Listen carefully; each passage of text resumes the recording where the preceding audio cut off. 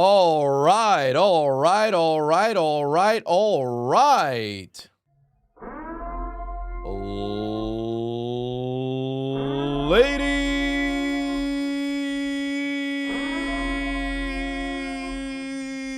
and gentlemen, we've arrived back in Hold My Nuggets Studios once again for what should be, at least on paper, the best Thursday night football game, not only this season, but also in the history of the program.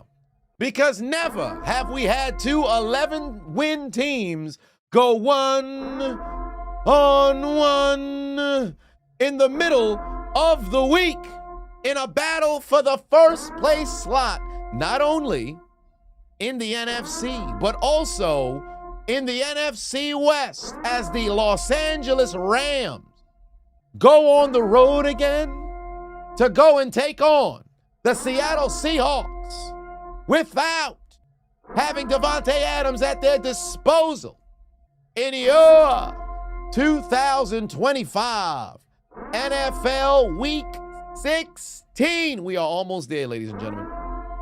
Thursday night football game. I like commentary. How is it going? How's it going? Good evening. Hopefully you guys had yourselves a very, very, very good Thursday. My Thursday has been jam-packed, but there's a little bit of good news. Y'all know I don't deadlift like that, but today I said, fuck it, let's go for it and see where I'm at. 415, new 1 rep max. Hit the 415 one time for the one time. I know I would have made the unknown Adonis proud. Hit that 415. I know I don't lift. I ain't lifting that crazy no more. But I said, fuck it, I'm going to go for it. 415, one time for the one time. Yeah, my back probably going to be on fire tomorrow. But hey, I done got it. I done got it. So I was able to go and lift that son bitch. Somebody got the video. They actually should send it to me, but that's neither here nor there. First, 3rd and 1 right now. They're going to throw. And Matthew Stafford completely missed Puka Nacua. What is going on? By the way, if you guys haven't already, scan the QR code, download the Underdog app, use the promo code Adonis if you haven't already. We won a little bit of money over on Monday. We $270 richer. And it's going to be a little bit more tonight. Oh, they're keeping the offense on the field?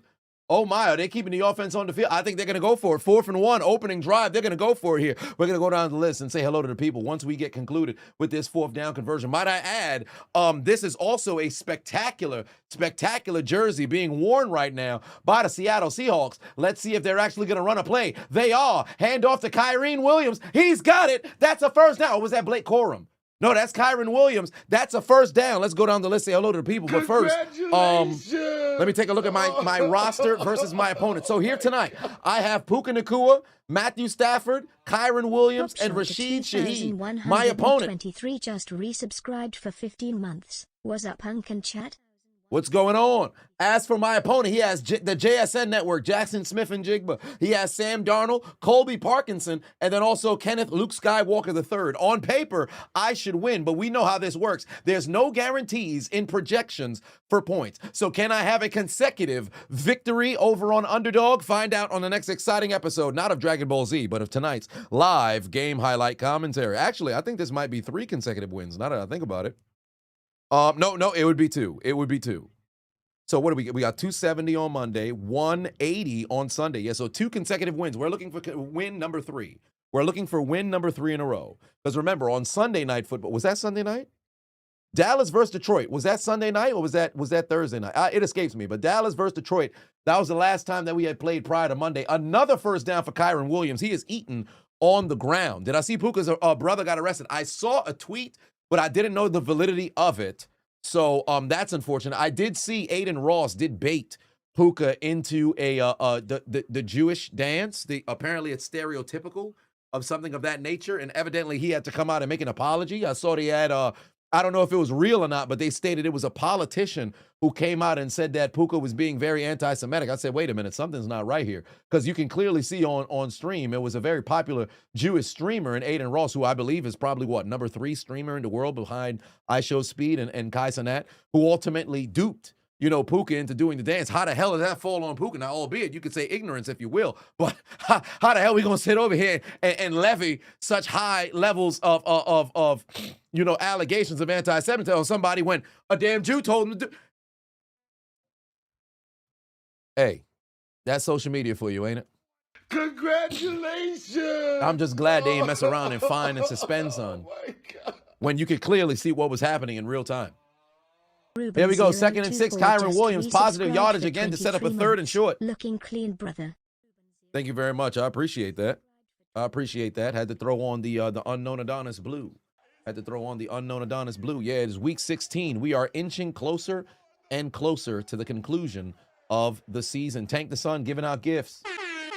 Holding it down for the community. 3rd and 4. See, we done got caught up. I forgot to go down the list and say hello to the individuals here.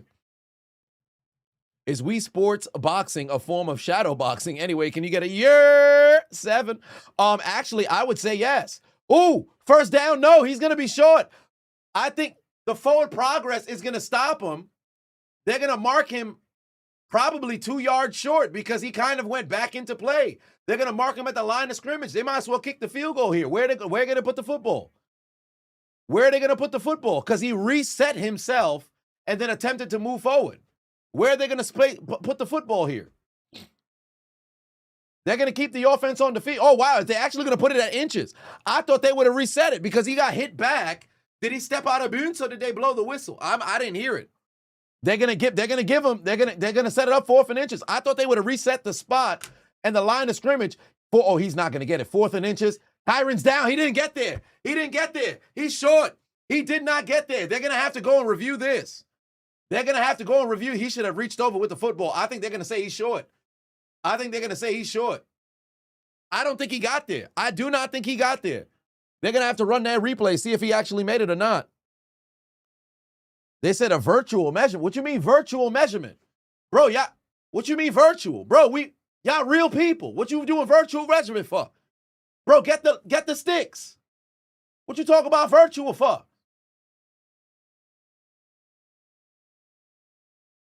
If that's very close. I don't think he got it though. Because it doesn't look as if it passed the wide. I don't think it did. I don't think he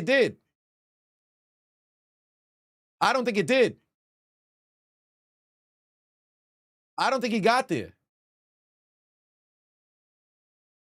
He's short. No good. Turnover on downs. Actually, the spot that they actually gave him was way further off than I think. You know what's funny is Kyron Williams should have extended the football. He 100% could have extended the football. Because when you saw him going down here, of course you want to protect the ball at all times. But sometimes all you got to do is this. Now he's on the way down. It's more difficult than it seems. Much more difficult than it seems. But in situations like this, when you're getting very close to the line, you got to just extend that ball out, but extend it down. I think if you extend it somewhat down, you can protect the football to a degree. Of course, the defenders, they also trying to peanut punch that sumbitch out. You don't want to mess around and be like a Juju Smith-Schuster, reach too doggone soon, all of a sudden somebody punch that football out. But it's difficult when you have it so clutched to your body and you got to get that extra inch, pause. So something to think about, but unfortunately it didn't work out in his favor. You don't think they should have got rid of the chain gang? Neither do I. But nonetheless, here we are. If the Seahawks win this, do the Rams still get the first seed lock? Absolutely not. Both these teams have the same record. They're tied for number 1 in the division. The Rams, I believe, beat the Seahawks earlier in the season. That's the only reason why Seattle happens to find themselves behind them. But if Seattle takes care of business here tonight, guess what? The Rams drop down to the wild card, and Seattle jumps up to that number 1 seed. Or does Chicago jump in front of them? I can't recall, but whatever the case. No. Chicago has 4 losses. So yeah, it would be the Rams that are in front. Pardon me, it would be the Seahawks that are in front for the division. Is this the last Thursday night game of the season? No, I believe next week is the last one. It's usually week 17. It's usually week 17. Mugiwara said, your birthday is this Saturday. You'll be 26. Hope your Seahawks get you a birthday win. We shall see. We're gonna get to the donations in a little bit. Let's go down the list and say hello to the people. Oh, Shadow Blade, Virgo King, Marcus, CJ Styles in the house, Yoshi, Ruben, I got Dallas, Net Strike, Top Shotta, What's Happening, Marvello, Suarez, Enzio, Malone, Callaway, Neva, T and Pyro, Joe, Jordan, Jr., Ninja, Adaptive, Jermaine, Sean, Unpopular, Black Hat, DM, Midas, TKG, Olivia, Hector, Big Fat Paulie, Black Attack, Bronco Fan, Whoop Man Dex, Willie Webb, Thomas, your boy Nick, Yellow Belly. What is going on with y'all, man? What's going on with y'all? Hopefully y'all had yourselves a very good Thursday. Game is back. Sam Darnold dump off. A.J. Barner going down after a gain of 8. I expect this to be somewhat of a shootout between both teams. Audie Coleman, JC, Big Will, DJ Bones, Rekage, The Dong, Experiment, Punisher, Aura, what's going on? Littleino, Bernard, the other Marcus, Fiend, what's happening? There's Kenneth Walker, gain of 2, but enough to move the chain. Enough to move the chain. Solomon, what's going on? Devion, how is it happening? ANJ Network, what's good? Kyle, how is it going? TJ the GOAT, what's happening? I have the last of this beverage here. I don't know if y'all ever had it, but this joint is a banger right here. This joint is a banger right here. Passion fruit flavor, you absolutely can't beat it.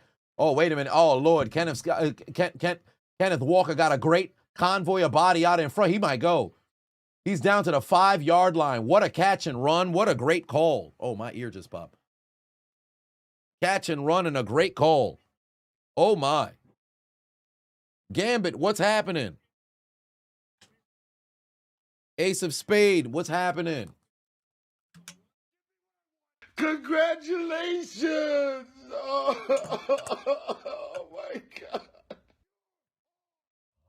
That's a hell of a play. Crackhead Wrangler just resubscribed for 27 months. What's good, Chiseled fam? W shape up, my brother. Thank you very much. Although it was a couple of weeks ago that I done got it. I'm gonna have to get another one. Oh shit, they done went to Cooper Kupp on the toss. He's going down. Gain of nothing. It'd be great if Cooper could score against his former squad. Marvin said, "Bard, your pineapple juice for the stream. First and foremost, that sounds crazy. Secondly, this is alcoholic, and last I remember, you said you don't drink. But that's neither here nor there. The resident Hobbit Adonis is in the building, ladies and gentlemen. Take a look towards your shoes and acknowledge him, because we know the brother is incredibly short.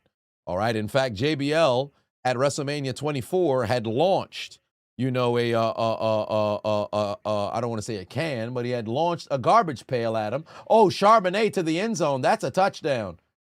And Seattle strikes blood first at home with the touchdown on the ground. Charbonnet goes the distance to give them a 6-point lead. We're awaiting the extra point. Let's greet the resident Hobbit Adonis the right way.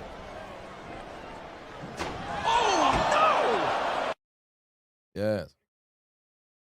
All right. That's a touchdown right there for Charbonnet, right into the foot of Durant to put points on the board. That was a great opening drive for Seattle. Unfortunate for the Rams. They were moving the football, but turned it over on downs because they failed to move the chains. Kyron Williams did not extend the football to get the first down. The Rams take advantage, or I should say Seattle takes advantage of what appeared to be somewhat of a short field, because he was short about the 40-yard line?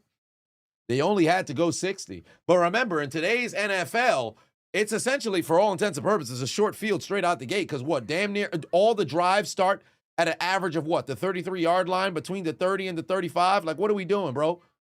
Folks should have to start at the goddamn 20. I'm tired of, oh, well, kick it into this landing zone. Man, to hell with that shit, bro. If somebody kicked that touchback or maybe some shit happened, man, everybody start at the goddamn 20.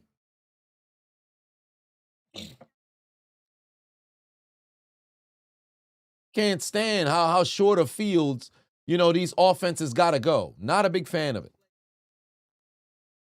Not a big fan of it. But all right, let's get all of the donations that we had passed by as we got the stream started. Bailey at put 5-1 said, made a bet of Jason Myers over 1.5 field goals, Parkinson getting a TD, and Darnold throwing an INT. Am I a fan? I expect to see a lot of offense, so there'll be a lot of situations in which Seattle is in field goal range. So with the Myers field goals, I like that. Parkinson getting a TD, albeit no Devontae Adams, so there's going to be a lot of more opportunities for Parkinson to get the football in his direction. But that's so variable because the probability of having the tight end go and score, that one's going to be very tough. Darnold throwing an INT, they're playing at home. So I don't really like that one. I think it's going to be very tough. Now, if there's a ricochet situation and the pass gets intercepted, then maybe, the percentage goes a little bit higher.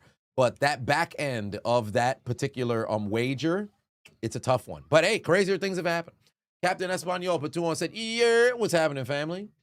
Skits put 2 on, said, did I see the bear? The bear could move to Northwest Indiana. The bear? What do you mean the bear? The bear could move to Northwest Indiana. The bear? What do you mean by the bear? The Bears? Like the actual Chicago Bears? I don't believe that's going to happen. That'd be news to me. I didn't see anything about that. Kyle put 5-1 and said, what up, dude? Your condolences, my man. Hope all is well, brother. Duval. Well, for one, congratulations to your Jacksonville Jaguars on all the success thus far this season. We're still taking it day by day. Had to upload the flyer onto the Unknown Adonis's IG today. Also, I picked up the ECW championship from his house. I'll go grab that, momentarily. Tank the Sun put 5 gifts in the chat for the community. For 27 months. Oh my God, he fumbled the goddamn kickoff.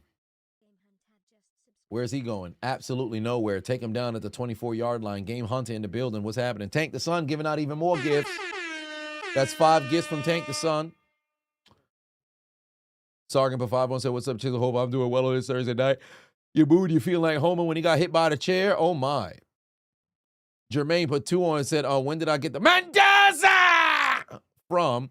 Had you done? Oh, that's from that's from The Simpsons. That's Mendoza. That's from The Simpsons. Marvello Marv put 5-1 and said, what's my favorite food, country, cuisine, apart from Haitian? Puka Nacua, 9-yard gain, moving the chains. Can't go well. I would take a step out of the Caribbean because truly, all Caribbean food is just, can't beat it. But if I had to go apart from anything in the Caribbean, gotta go Mexican. Mexican food, I've never gone wrong. Although I've had some tough times on the bathroom afterwards, but can't go wrong with Mexican. All right, handoff, Blake Corum, another first down. William giving out gifts, keeping the tradition going, holding it down for the community. I appreciate you, Little Lindo. Became a member. Kid Boo, for 5-1 said, if Seattle lose, I'll suffer the consequences. Whoa, what do you mean by that, Kid Boo? Kid Boo over here threatening to blow up the earth again? Fam, you need to relax. Sarka Patuan said, Mr. Dono. No. I was just, I said I was going to read them afterwards. You probably just missed it. Matt had put 2 on, said the switch up. Top 3 worst, Rams and Seahawks. Top 3 worst, Rams and Seahawks. Like the worst? Here we go. Stafford. Oh, he's got time. Wide open. That's a catch and run. That's Allen. First down. And he looked for somebody to put his shoulder pad into. First down, Allen takes it inside Seattle territory. Offense continuing to move.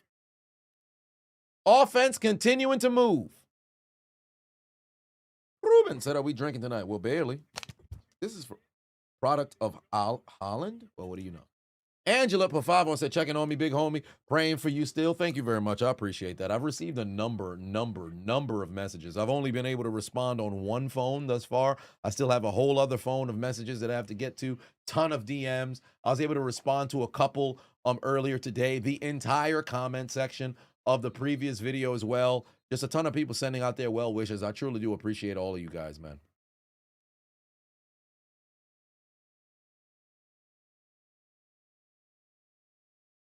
That's a cheers to y'all. Did I ever unlock the other phone? No.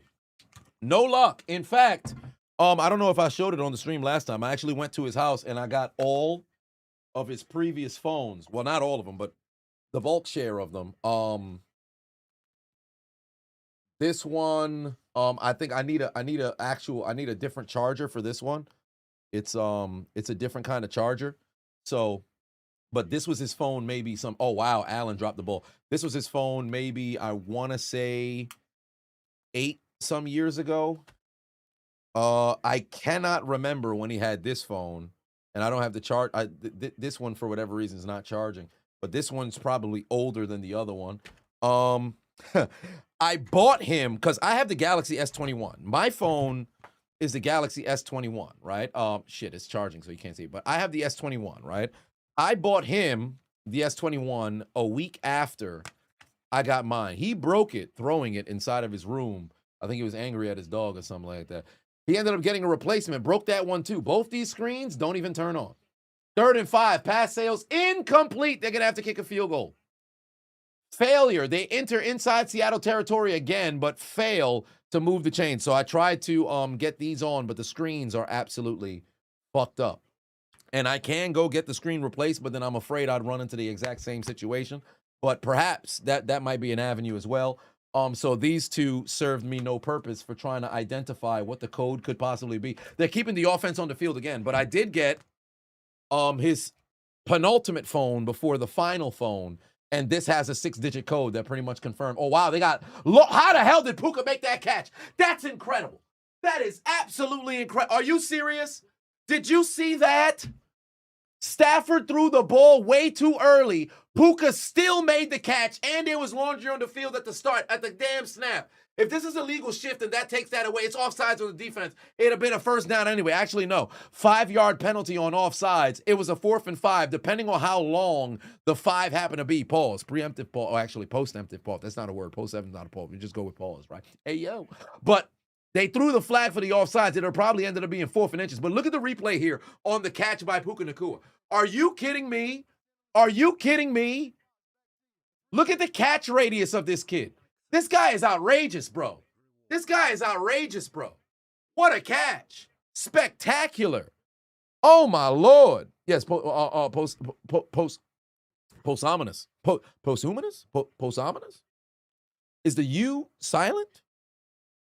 Escapes me. You know, now that I think about it, I don't think I've ever actually said the word. I've heard it, but now I can't remember. Escapes me. But first down for the Los Angeles Chargers. _vibes is now following. My Lord, what a catch by Puka. And now Stafford's going to have to run. He's able to dump it off. He's got a man. There it is. First down for the Rams. They've got a 1st and goal inside the 5. Posthumous. Ah, interesting. Okay. Posthumous. All right, got you. Posthumous. Posthumous. No, not presumptuous. Not presumptuous. Posthumous. Posthumous. Well, whatever the case may be. Him and Devontae together is unfair. And you know what's wild is Devontae's out for this game. But once I saw Devontae sign with the Rams, I said, oh, the league done messed up.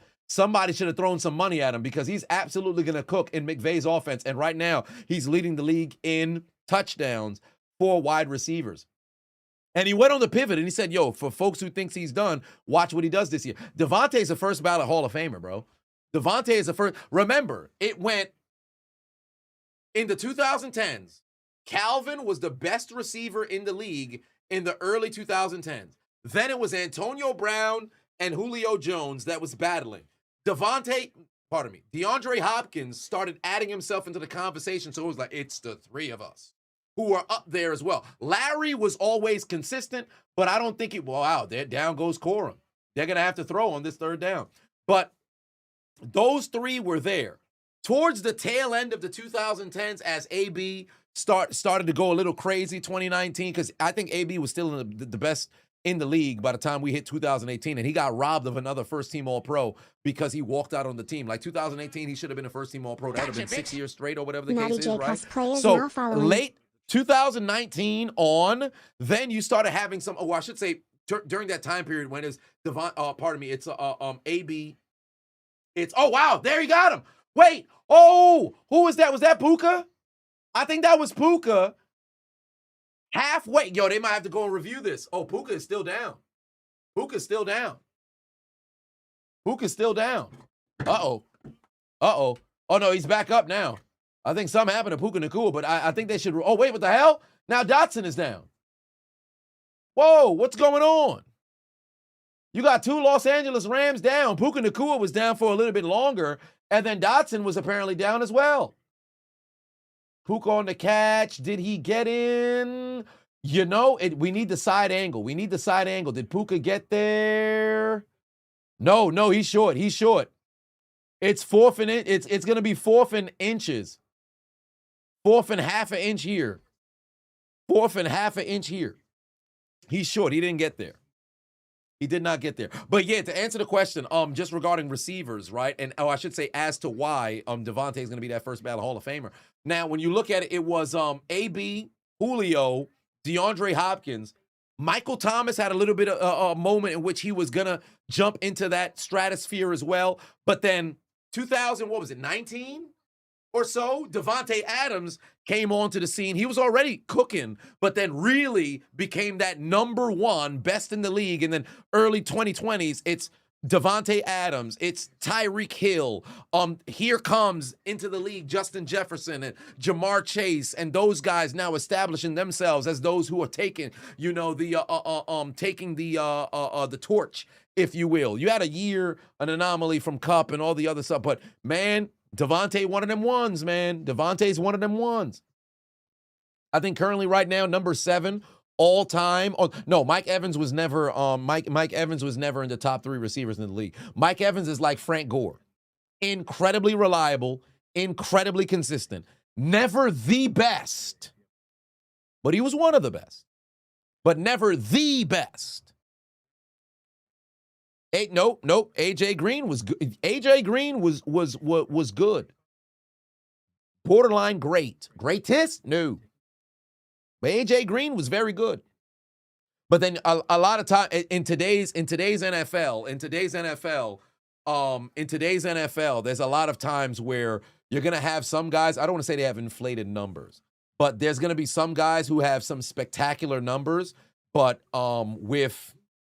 when you compare it to some of the greatest who have played before, they'll probably retire with much better numbers than some of the all-time greats.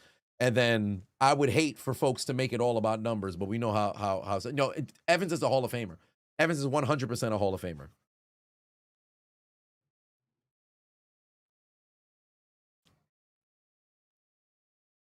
But yeah, to answer the earlier question, Peyton, you said didn't hear my answer. Is it shadow boxing? Yeah, it's shadow boxing. I would say we sports is shadow boxing. We boxing, pardon, is shadow boxing. They're gonna go for it here. Come on, Kyron Williams. Oh no, there's a play action. Back in the end zone, wide open. He's got it. Holds on. That's a touchdown. Oh, and there's laundry on the field. Who's the flag for? Oh no, Stafford's clutching at his elbow. Is it a roughing the passer? Oh no.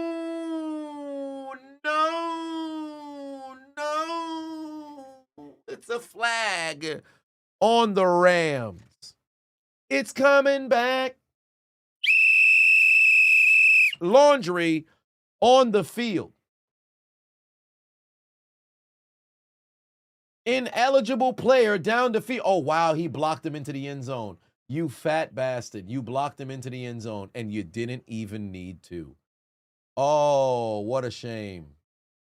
What a shame. Damn. Well, the positive is at least it was a caught touchdown. So therefore, because that was the case, you don't have a situation where you leave with nothing, because this is something that could have been enforced, or I should say it gives the Seattle Seahawks an opportunity to make a decision. So, actually, no. They would have had to run that back regardless, right? Yeah, an eligible man down the field, they would have had to run that back regardless, now that I think about it. Because even if the pass was incomplete, would the flag it still stuck? No, wait. An eligible receiver down the field, if the pass was incomplete, couldn't they decline that penalty? No, I don't think so. I don't think so. I think it would have. It would have stood regardless. So they would have to kick the field goal anyway. That's not one of those things that you accept or decline. That's one of those that's immediately enforced, just like a false start, illegal shift, things of that nature. Yeah, that would have already been enforced. So I take that back. It wouldn't have mattered if he caught it or not. No, that would have been a touchdown, but the fat man was indeed illegally down the field. He should have never, because you could have passed the Sage line. 6 grams is now following. Pass protected.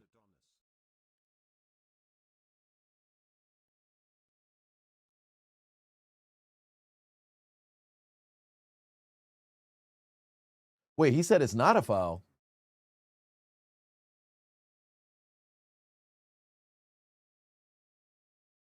He said,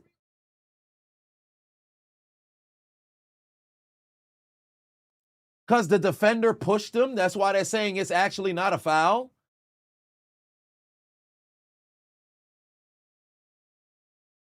Oh, this might come back. No, he kicked it into the end zone. Interesting. Oh, so they could decline. Okay. So they're saying that wouldn't have been an actual flag because the defender may have pulled him into the end zone. If that's the case, then why didn't replay assist come in? Wouldn't this be something that you shouldn't have these problems if you have replay assist, correct? No, from the 1 yard line, you would assume the down the field would have been in the end zone. The lineman can't be in the end zone. But if this is the case, replay assist should have been the one who comes in here. That's where I'm saying, because for me, I'm looking at like, all right, if it's a situation where you're saying, illegal man down the field can be called here, being down the field would be blocking into the end zone. If that's the case, the officials, after the flag is thrown, replay assist should intervene and say, all right, hey, this is the rule. This is what we're going with. How is it that you immediately go to the field goal? Like the Rams aren't in a rush by any estimation. Why didn't replay assist come in and correct this? This isn't one of the calls. That's a judgment call. That's a little confusing. I'm a little confused here. Oh, wow, he dropped the football. Wait, replay assist doesn't look at those kinds of things? So what exactly would they look at? Because remember, in the Steeler game this past Monday, replay assist came in to correct having not calling the 12 men on the field. And remember, the referees didn't throw the flag. The play was concluded. It was about to be turnover on downs, and then they came and corrected it. This is 4th down. Let's just say the pass was incomplete. Or, well, if the pass was incomplete, then that's it. But what happens? That's a little confusing. I gotta figure out how this replay assist business works. Wow, pass to Jackson Smith and Jigba incomplete, and they're most likely gonna have to punt here because they're backed up inside their own. 25-yard line, 30-yard line. Yeah, they're gonna probably have to punt here. Los Angeles is gonna get this football right back. You think they're picking? It's a judgment call by the side judge. Yeah, but this is one of those things that you can have replay assist come in and kind of aid you in. That isn't that the purpose of having the replay assist there? J-Ban said another low-scoring primetime game. Bro, what you mean another low-scoring prime? Bro, we only 14 minutes into a game. It's 60 minutes. We got 3 other quarters. We got 3 more quarters. If this game ends up being some 48 to 45, I'm going to remember you. I'm going to remember you. All right, let's get the remainder of the donations that came in. Let's say, hey, man, another low-scoring game. Yo, we in the first quarter. We only seen 4 drives. Golly. William, Pavavos H's, hope I'm hanging in there. You reached 600 days of sobriety as of yesterday.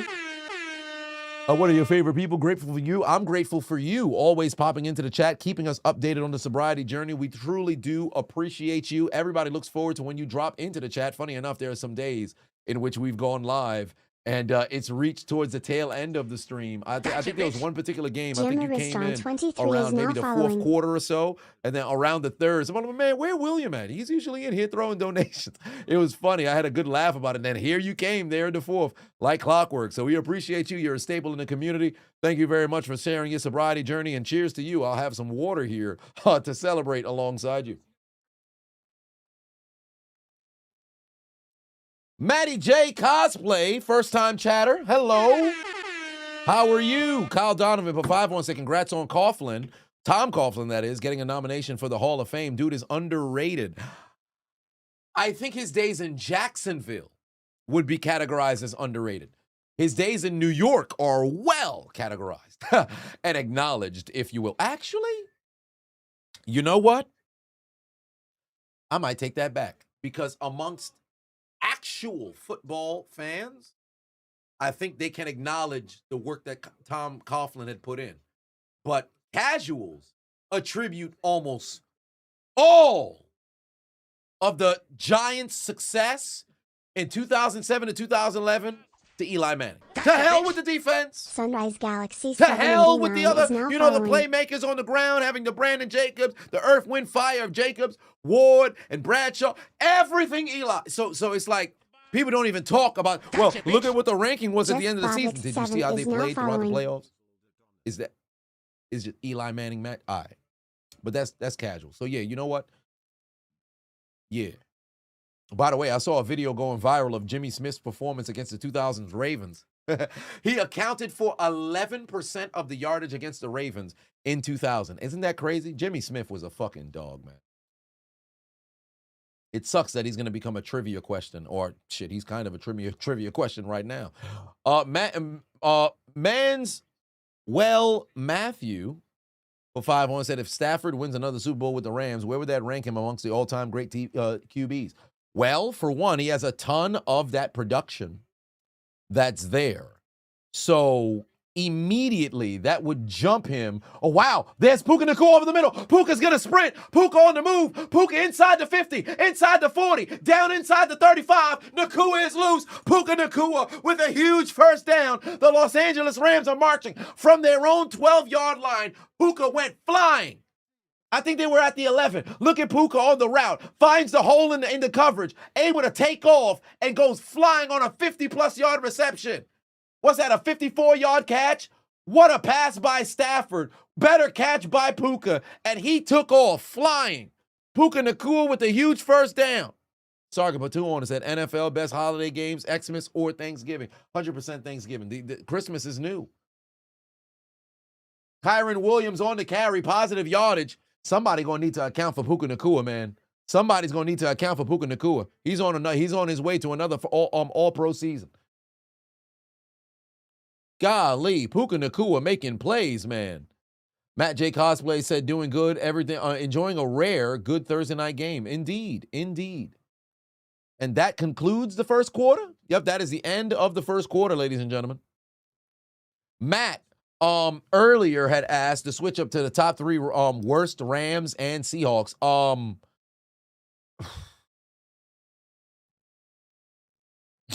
Worst Seattle Seahawks. Jake. No, he was in Tennessee. Worst Rams? No, you can't use Michael Sam because he didn't even make it to the Michael Sam ain't even make it. So you can't use Sam. Worst is a very difficult question to answer.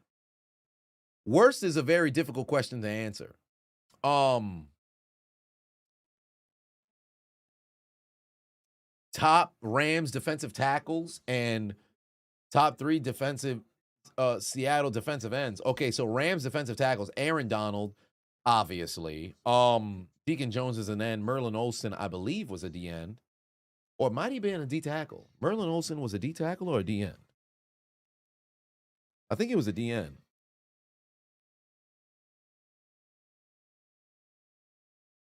Merlin Olsen was a... Ha-ha! He was a D tackle. Merlin Olsen was a D tackle.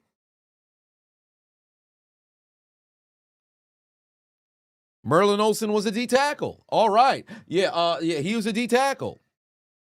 So you have Merlin Olsen.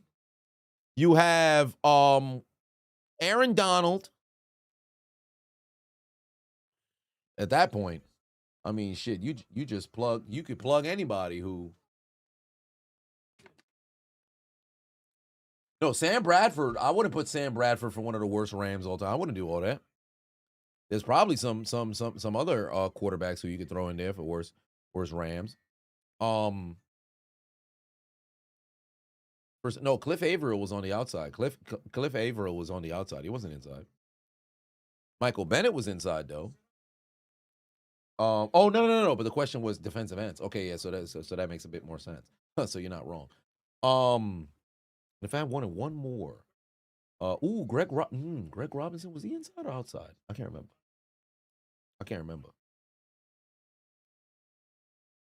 Penguin said you have a nuclear. Oh wait, you got a nuclear engineer test tomorrow. Wish you luck. Everybody, wish luck upon Penguin King. Positive reinforcement being sent in your direction. 2nd and 8 right now. Stafford's gonna air it out, going deep. He's got Puka too. Oh, he just missed him. He would have had Puka for a touchdown, but he just missed him. Ooh, he just missed him. Sam Darnold had Puka Nacua for what would have been the go-ahead touchdown, but just missed him there on the route. Oh, my God. And he ran a good route against Job. Oh, man, he would have had the touchdown. Stafford just missed him.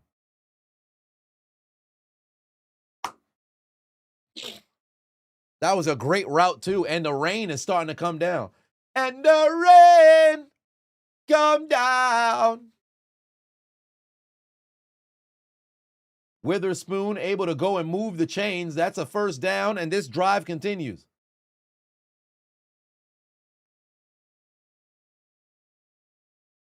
Yeah, that's a play he's going to want to get back. TF put 10 on, said, yo, you know it's a difficult time for me. You send your condolences again, but you pray I'm okay, fam. I appreciate that. Thank you very much. Thank you very much. I truly do appreciate that, man. Everybody who sent your well wishes in the chat, in the DMs, in the comment section, it really does mean a lot to me.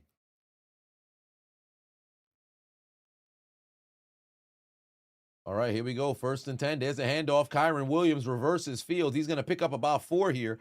Fam, this is going to be a highly competitive offensive game here. Oh, damn. Dotson is in the locker room. They had to cart him off. Oh, no.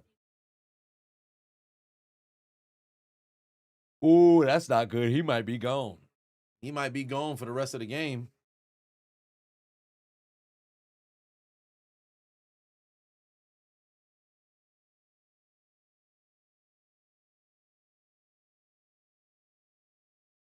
All right, 2nd and 5 here. There's another handoff. There's Kyron Williams. He's down after a gain of 3, maybe 4.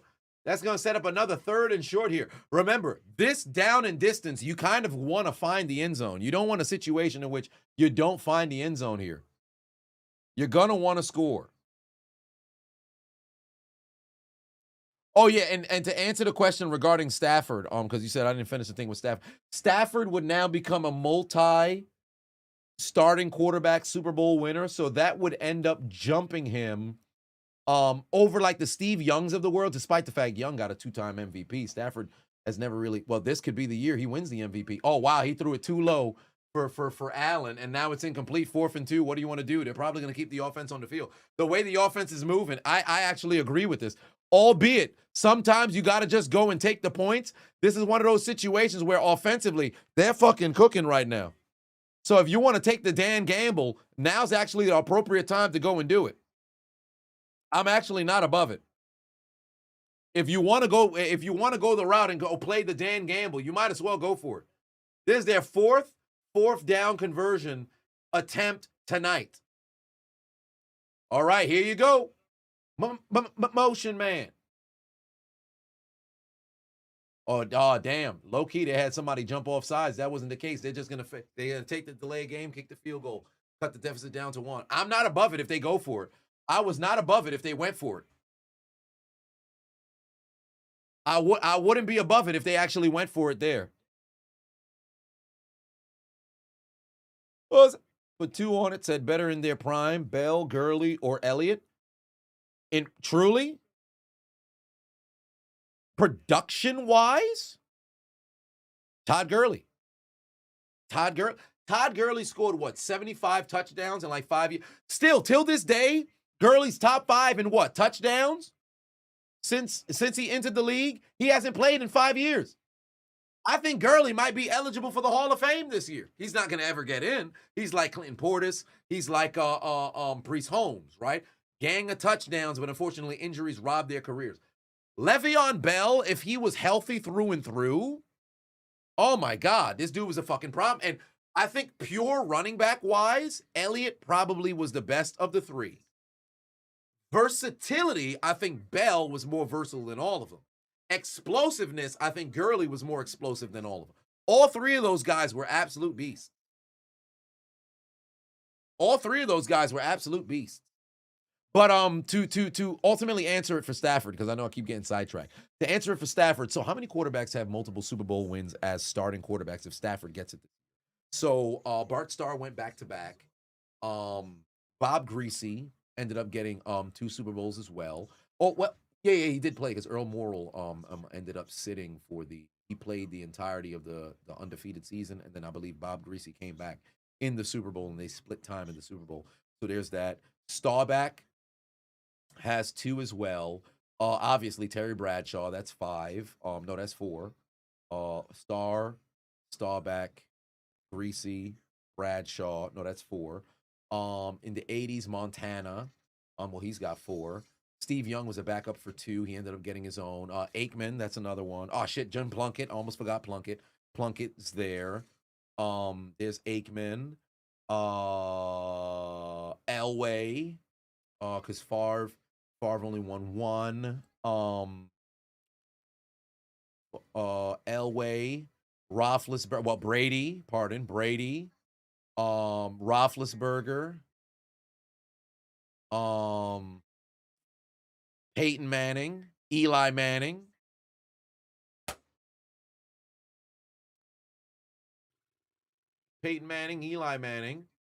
Patrick Mahomes. And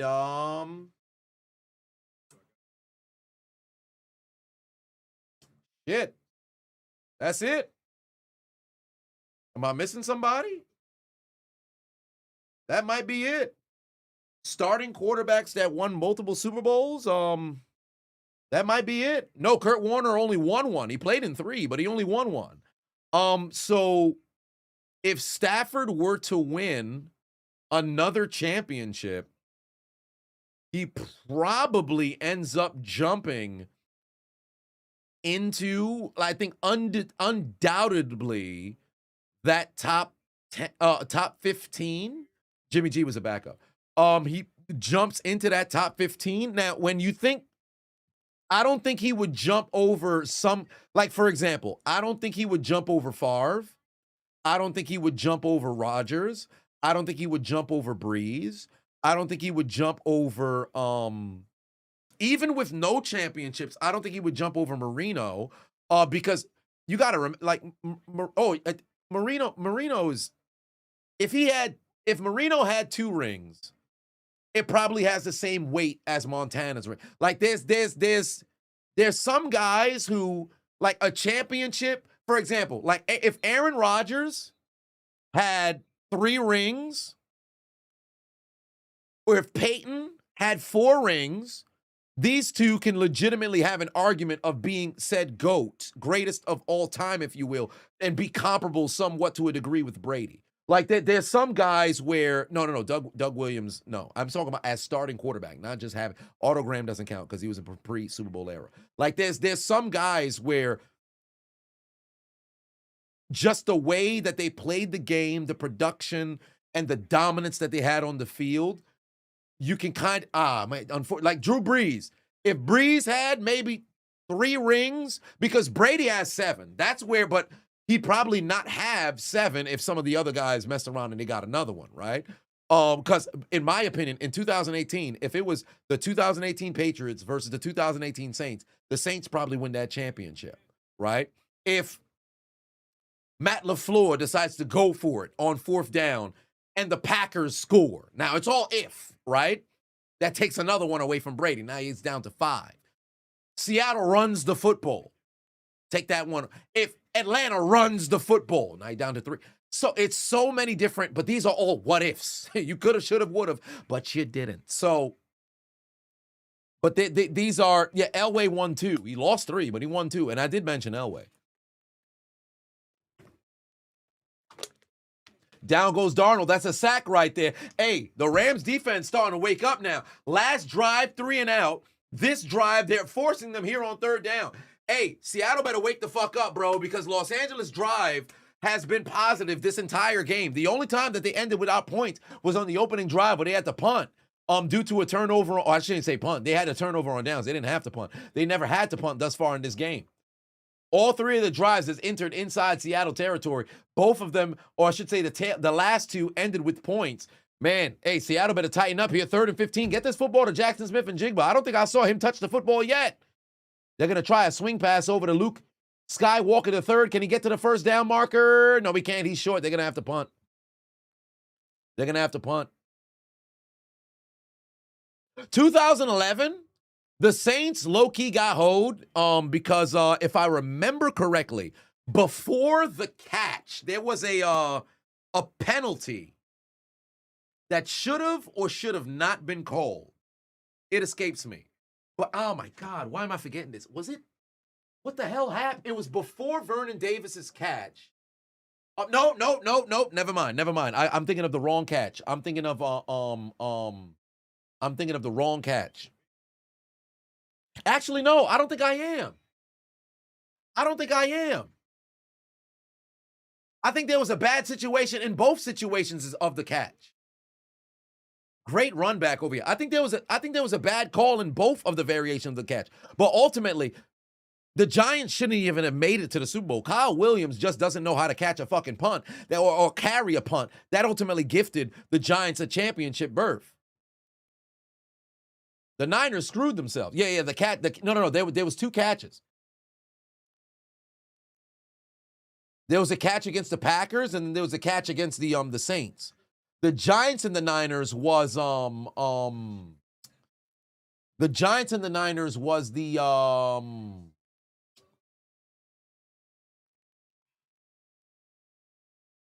2002. It was was it a comeback? Something happened. It escapes me.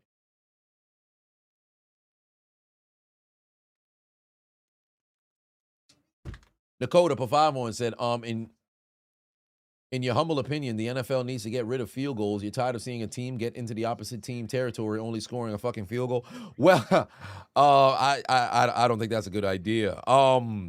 Perhaps if you were to say if you get inside the 5, then you have to go for it all 4 downs. But I like the shame that comes with being inside the 5, failing to get into the end zone and having to settle for a field goal. I like the shame that comes with that. 1205 for life. 51 said, Chiseled just got off work. How we feeling? Who do I think are the top 5 wide receiver 2s of all time? It sounds crazy, but Reggie Wayne, I think, is the greatest wide receiver 2 of all time because he played the bulk share of his career alongside Marvin Harrison. Now, albeit, what he came into the league, 2001? So 2001 to 2008, well, half his career, he was alongside Marvin Harrison. Terrell Owens and Randy Moss had short stints as wide receiver 2s because Owens had what? Until 99, and then Jerry left and went to Oakland. So that's what, 4 years? Moss had Carter for 2, maybe 3. I think he had 3. So, Anquan Bolden. Yes, Anquan Bolden, the bulk share of his career until he went to Baltimore. He was primarily a wide receiver 2 to Larry Fitzgerald, but they were both really 1s, but you knew Larry was the 1, right? So I would say Alvin Harper is also another great wide receiver too. Shit, John Stallworth. John Stallworth. Because Lynn Swann was the one, but funny enough, Stallworth had better career numbers. So Reggie Wayne, Anquan Bolden, John Stallworth. Golly, boy. Okay. Yeah, the best number 2 right now is T. Higgins. No, Jordy Nelson was the number 1. Jordy Nelson was number 1. Golly, you know what? Torrey Holt, yes, because when he came in, he was number 2. Torrey Holt, yes. He ended up kind of jumping Isaac Bruce to be the number 1, but Torrey Holt is on that list as well. God, geez, Louise, man. Okay, so Torrey Holt, and then John Taylor was a beast. No, Donald Driver was number 1. I think Antonio Freeman was 1, and then when Driver came into the league, he was the number 2, but then ultimately took over the number 1 duties. When did Donald Driver become number 1? I think he became number 1 like 2002. No, wait a minute. No. No, Wes Welker. Wes Welker.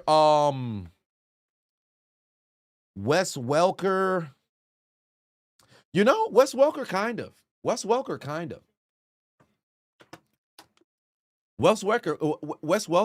yeah. No, but I'm thinking about long periods. Like if you have half your career or more as a wide receiver 2 is when I could categorize it there as a wide receiver 2. Randy became the one. Chris Carter was only around for what? A couple of years, and then bam, you were out, right? T.O. was wide receiver 2 for only about 4 some years. Jerry left, and then he was 1 remainder of the time. So I'm looking at half or more of the career. Like Reggie Wayne was in the league 01 to what, 2014? He was wide receiver 2 from the start of his career up until after 2008 when Marvin Harrison retired, and then he was 1 moving forward. But he had more years as a 2 than a 1, despite the fact it's like 1A, but you get my drift. All right, 3rd and 2 here, already inside of Seattle territory again. Another first down for Kyren Williams. Seattle's in trouble, bro. Seattle's in trouble. Because let me tell you something right now. This game is not as close as the score makes it seem. Although the score says it's 6-7, it's not. It really doesn't feel like it is, bro. The Rams are dominating in this game right now. Seattle had one big-ass splash play on the pass from Darnold over the Walker. Outside of that, they've done nothing, bro. If the Rams got to start getting into the end zone, bro. If the Rams start getting into the end zone, this game is not even close, bro. This is bad. This is bad. Another first down. Defense got to wake the fuck up. Handoff. Corum's going to find positive yardage. That's a gain of 9. They are eating. Yo, they might not get the ball back. Actually, no, they will, because they're way too close in the down and distance to not give the ball back. Unless they were to pick up small yardage here and there and then just have enough to get the first down. Then they would end up getting to the south side of the 2-minute warning. With this high-powered Rams offense, this doesn't seem like that's the case. Keenan McCardell. McCardell was pretty was a number 2 for the bulk share of his career. Second to Jimmy Smith, and then he was second to Keyshawn Johnson. Yeah, that's not too bad. That's not a bad bring-up right there. TJ Hushmanzada, he was solid. I wouldn't put him with those other all-timers, though, but he was up there. Now, Muhammad Sanu's stopping now. Now we naming anybody. Derek Mason was number 1 in Tennessee. Derek Mason was a number 1 in Tennessee. We already said Anquan Bolden. Yeah, the Seahawks are getting pushed. And mind you, they just lost somebody. Ed McCaffrey was solid, but I wouldn't put him there. Todd Pixon, that's a good pull. Absolutely not. Absolutely not. Edelman, no, actually, believe it or not, Edelman did become a number 1 in the 2010s. Stafford over the middle. There's Kyren Williams. Oh, what a stiff arm. He was a number one. And remember, you could have a number one tight end. You could have a tight end who's a number one option, but that doesn't make him the number one receiver, if you will. Americatron impairment. See, y'all naming anybody. Freddie Mitchell. Okay, yep, that's the end of the conversation. We're approaching 5 minutes left to go in the first half. We're approaching 5 minutes left to go in the first half. Musa Muhammad, I actually like that one. I like that one. All right. Here we go. Oh, shit. 2nd and 4 over the middle, wide open again. Well, maybe not so much wide open, but that's another first down, and now they got a goal-to-go situation. But they're in the dreaded 1st and goal from the 8-yard line. TFA 0326. Put 10 on, said, already, fam, you are, I have brought you through some difficult times, through some difficult times, whether it be with comedy or real life talk, your positivity, or with my positivity. You got love for me, and you're proud and happy for my journey. I appreciate you, man. That's much love right there. Kyle, put 5 on, said that this week has been crazy. Your mom fell and broke her hand, so you've been helping her out when you can. Well, first off, I'm sorry to hear that, man. Hey, pray your hands in the chat right now for Kyle's mom. Broken hand is no fun whatsoever. Geez, man. I hope it's not what I would assume. It's a situation where it's probably her dominant hand. But even if it's the off hand, that's brutal as well. Steeler Lee put 5 on, said, fun fact, you got to see Todd Gurley play in high school. His team won 3 straight championships, and he won 2 MVPs. Good God, dude was a beast. He was all world, man. Dakota put 5 on, said, oh no, I just read that one with the field goals. And then Classic Man put 2 on, said top 5 running back twos. That's one that's a little bit more difficult because you got to just pretty much look at duos here. But give us a second. We're going to see when we can get to that 2nd and goal right now for the Rams. There's the handoff. No, it's not. It's a play action fake. Open in the end zone. Touchdown for the Rams. He got denied the touchdown last time, but he's got it this time. Ferguson in the end zone. That's a score for the Rams. Terrence Ferguson for the touchdown. The Rams take their lead. 11 plays, 62 yards, 6 minutes, 41 seconds. Let me head over to Underdog and see where I stand in my one-on-one battle. Kyle said she's good. She's a redhead. She's tough as nails. How cool is that? You know, some say redheads don't have souls. I don't know who came up with that. Maybe it was South Park, whatever the case may be. I've met some cool redheads in my day. I'm glad your mom is tough as nails. I'm currently winning by 15 points over my opposition, and the Rams now take a 6-point lead. Puka Nacua already 4 catches, 74 yards. Kyron Williams on the ground, 44 yards on the ground, 11 yards through the air. Matthew Stafford, 164 yards and a touchdown pass. Rashid Shaheed is giving me absolutely nothing. Colby Parkinson's giving my opponent nothing as well. Jackson Smith and Jigba doesn't even have a target yet. No, I think he has a target, just doesn't have a catch. Sam Darnold, only 2.5 points. And Kenneth Walker with that 53-yard reception. But that's all that he's given my opponent right now. V-Juice said, hope all is well. Hey, man, things are okay. I'm fighting. Fuego Matt put 2 on, said, Simon Dean came to your workplace. What do you do? What do you do if Simon Dean came to your workplace? I cannot confirm nor deny said sentiments, all right? Y'all got to take this easy, all right? But you know what to do. All right, Classic Man put 2 on. It said top 5 running back twos. So when we go running back twos, right, you have to ultimately assume, well, not assume. We have to have an objective number one. Like, for example, the Steelers of the 70s, you have Franco Harris, who was objectively the number 1 back, right? Rocky Blyer was the number 2. Solid number 2, right? So, you can look at change of pace situations. Like, for example, Fred Taylor, Maurice Jones-Drew. Fred Taylor was number 1. Jones-Drew was number 2, and then ultimately Fred Taylor left, went to New England. Jones-Drew, he became the bell cow. But the reason why this is difficult is how long of a time frame. It's different than wide receiver 2. Because usually running back 2s end up going somewhere else. Like right now, David Montgomery and Jahmyr Gibbs. Obviously now Jahmyr Gibbs is the running back 1, but originally it was Montgomery who was the running back 1, and then Gibbs kind of became that.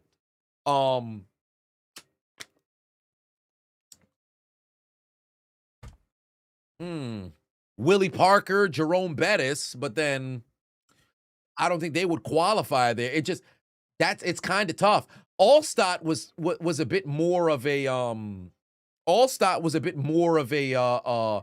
fullback, if you will, but then he split carries with Dunn as well. That's why it's a little tough. Ronnie Brown, Ricky Williams in 2008. Like, so you could even go Lendell White and Chris Johnson. But that's a tough one. 1205 for life, put 2 on, said my thoughts on Puka's apology. I don't think he should have apologized. And his brother, I think that's very unfortunate. I think with his brother is very unfortunate. Marcus Allen, Bo Jackson. No, did Marcus Allen already leave and go to Kansas City? No. I think he was still in Las Vegas at the time. Well, not Las Vegas, but Los Angeles. All right, here we go. Charbonnet, where's he going with the football? Nowhere. Bro, they got to figure out this fucking play calling, bro. They about to start airing this son bitch out. What got you here? Y'all better stop playing games, bro. Somebody better tell Seattle right now. Start airing this son bitch out. Gotcha, bitch. How old is Chris Shooter? Johnny Black Label is now following.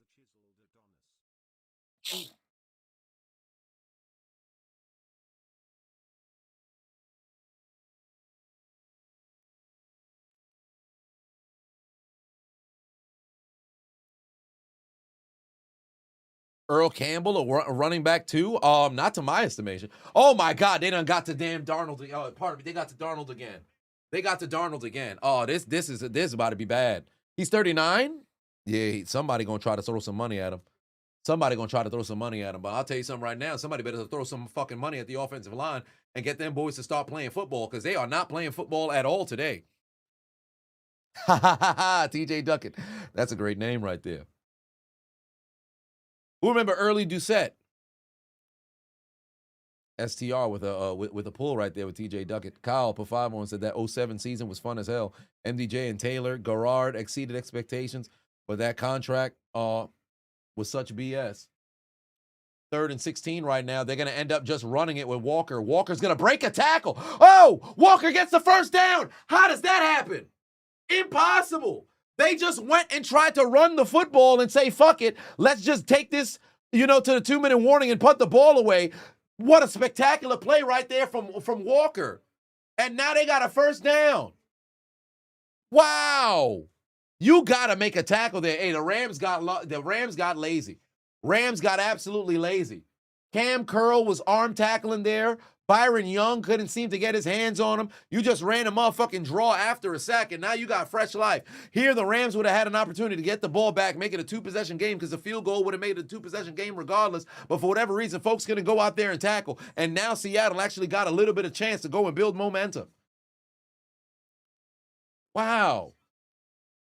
Matt put 2 on it, said start, bench, cut. Dickerson, Gurley, Henry, Campbell. Okay, so straight out the gate, Eric Dickerson is getting started. Derrick Henry's getting benched. I'm going to trade Todd Gurley. Actually, no. I'm going to trade Earl Campbell. I'll cut Gurley. Because the issue with Campbell and Gurley is injuries. Campbell and Gurley is injuries. Dickerson was healthy. Henry was healthy. I would keep the 2. Campbell will probably get you some trade value after his original tenure. Because what did Campbell play, 6 years? After year 3, he probably still have incredible. He would, at that point, he's the best running back in the league. He'd have great trade value. I could trade him. Gurley had amazing production, and I think I can let Son go of the group. Those would have to be the 2 who you'd have to consider cut or trade.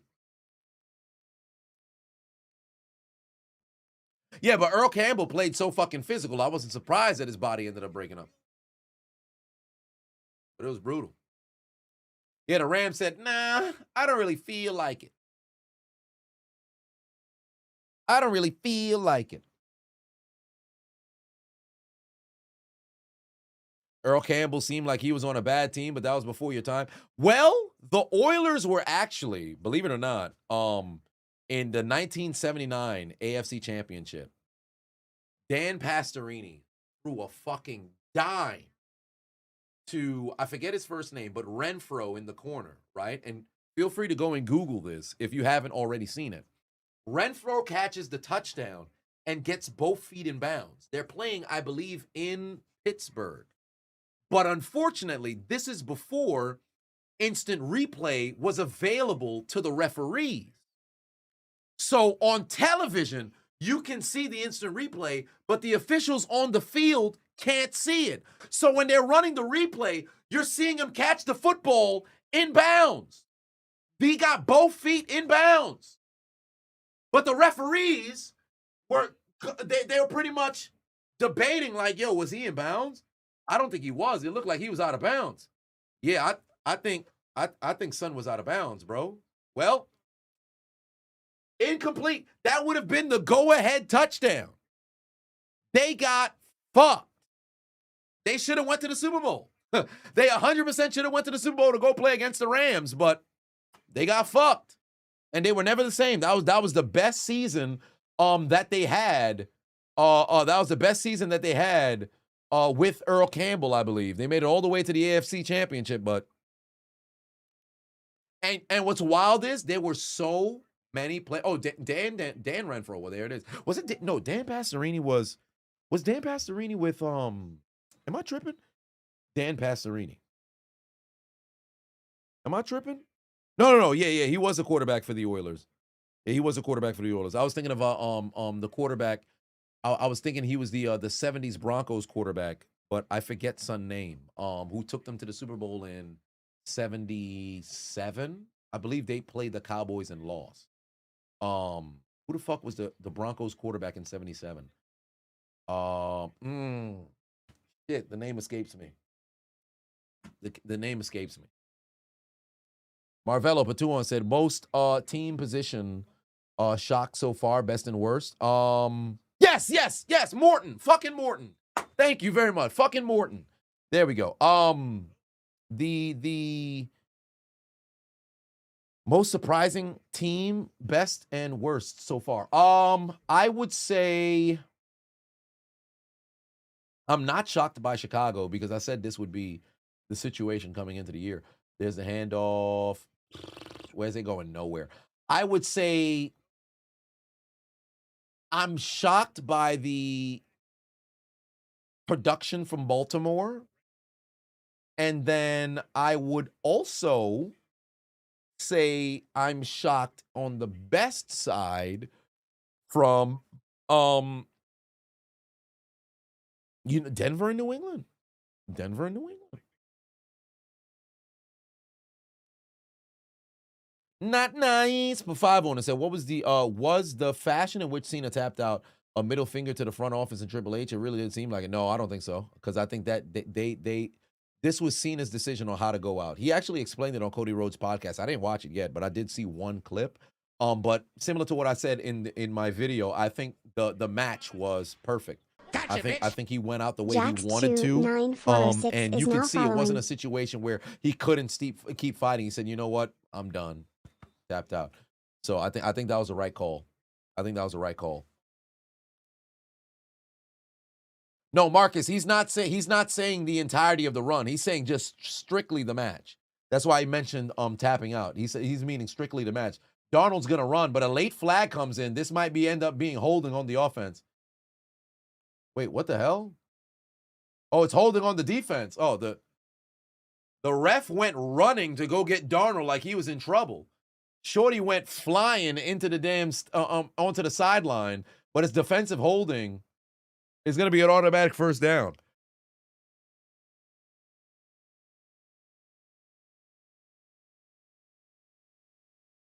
What do I think about the possibility of Chicago Bears moving to Indiana? Yo, this is like the third person who asked this question, bro. This legit? I don't think the Chicago Bears will ever end up leaving Chicago. I just don't see that happening. You've been there for 100 years. There's no way that team is leaving. There's no way that team is leaving. ownership, like albeit George Halas has since passed. I believe his wife passed away alongside his daughter, who is still running the team now or something like that. There's no way. There's legitimately no way. All right, they're now in field goal range. Darnold got him. Cooper Kupp over the ball. The ball is out. That ball's loose. Recovered in the end zone. Durant takes it away. That's a touchback. Oh, it's Cooper Kupp fumbled against his former team. He was on the way to put them inside the 15, and Cooper Kupp puts the ball on the ground. He's Cooper Kupp, and he's butterfingersing it up. He fumbled the football. He fumbled the football. Oh, Lord. Cooper Kupp puts the ball on the ground. Damn, the helmet right on the football. Was that Cam Curl? What a play. Butterfingers. It's a fumble. It's a fumble. He putting balls on the ground. Damn, Cooper. 12 fumbles lost for the Seattle Seahawks this year. That's the most in the NFL. And to think they could possibly be the number one team in the NFC if they could pull off a W here today, this is a lopsided game. Do not let this score fool you, man. This whole first half, with the exception of one play, this whole first half has been all Los Angeles. Oh, they're going to mark this at the 1 yard line. Damn, Durant. Oh, wait.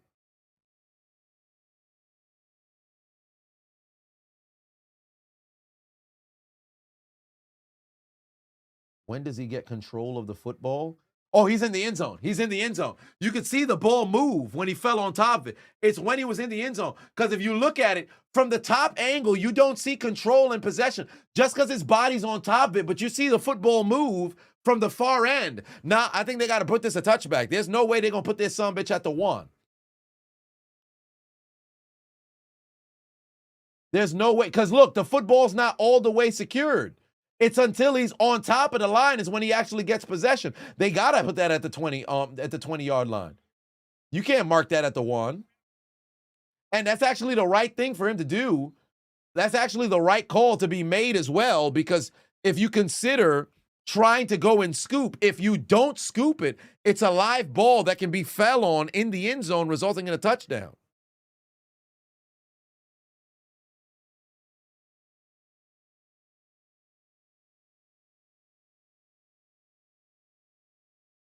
Nobody touched him down. No. It's not about where somebody touches him down. It's when you get actual possession. He was touched in the end zone. It's when you actually get possession on the recovery. Did I hear about Mick Foley leaving the WWE? Yeah, I did.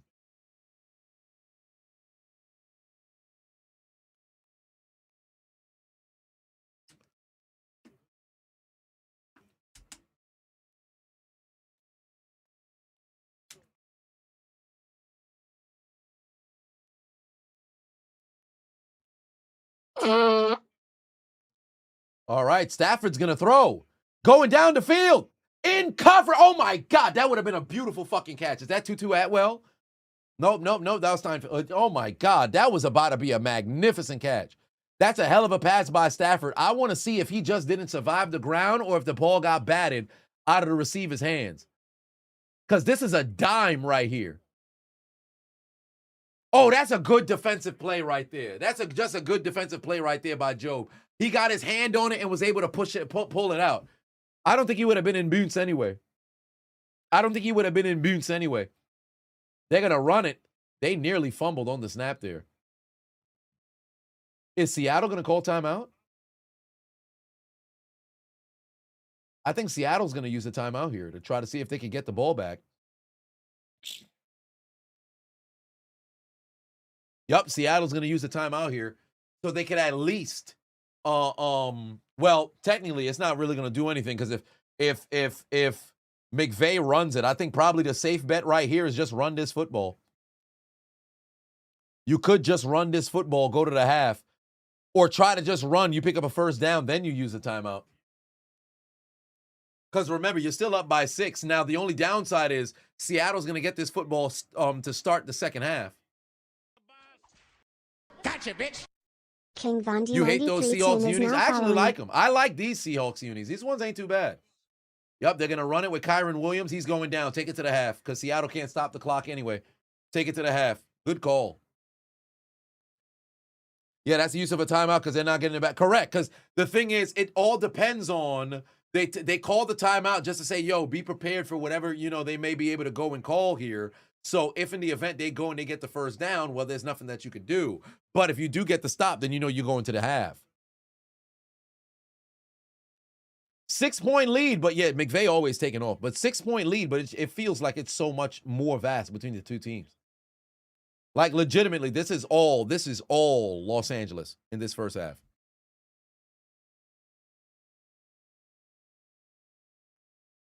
Red said start, bench, cut, trade. Eddie George, Jerome Bettis, Mike Allstott, Deuce McAllister. Well, for one, Jerome Bettis is getting started, without question. Then I would bench Eddie George. I would trade Mike Allstott. I'd cut Deuce McAllister. And I love Deuce McAllister, but I'd cut Deuce McAllister.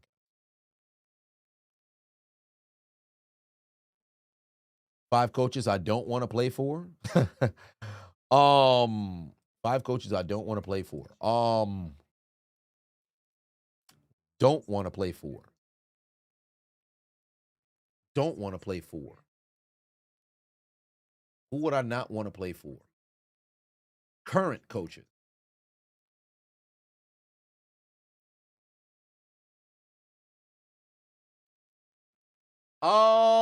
Pete Carroll's team is doing ass right now, but I'd love to actually play for Pete Carroll. Kevin Stefanski. 100%. Wouldn't want to play for Kevin Stefanski.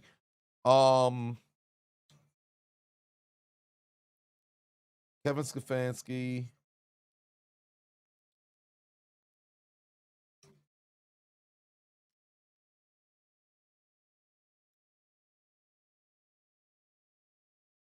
Stefanski.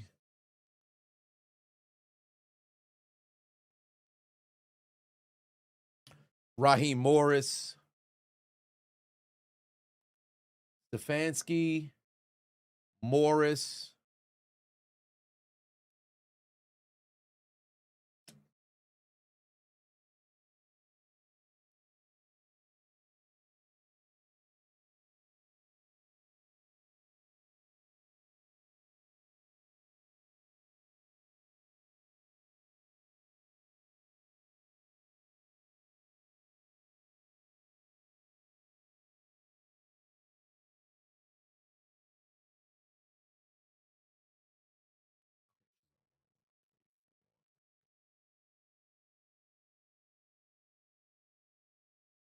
Well, I mean, they fired Brian Dable.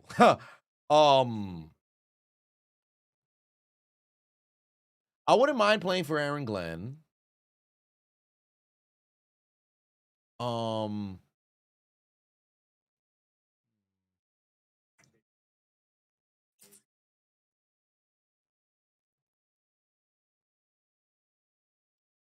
Head coaches today. Jeff Saturday's.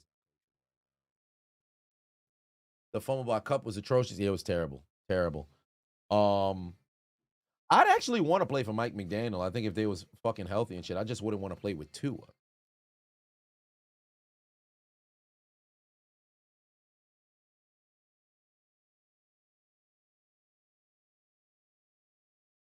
Darnold looking like Uncle Rico in the first half? Yeah, no, I'd play for April. You saying won't play for? What, are you wearing a hat? Yo, Carissa Thompson wearing a hat for?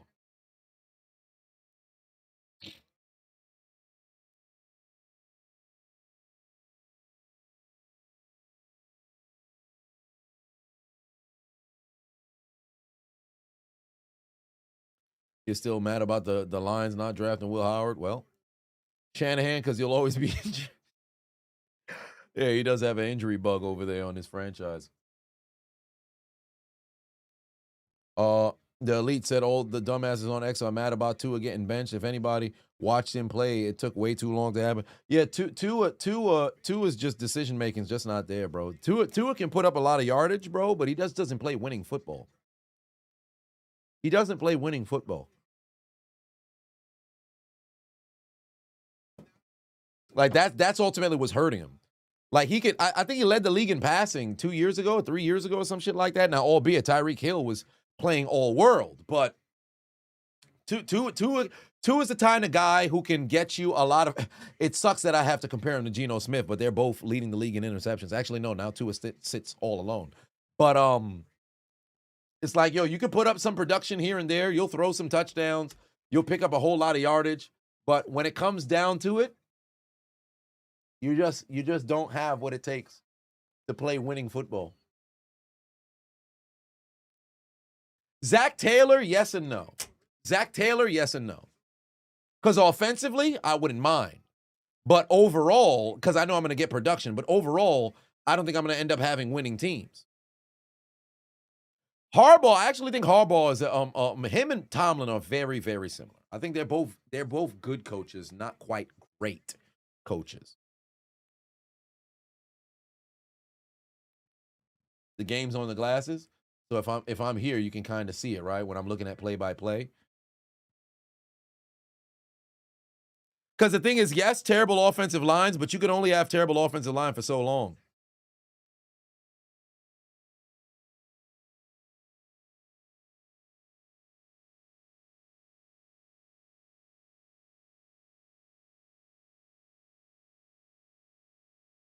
What's going on? How am I doing? I'm all right. I'm surviving, man. I'm surviving.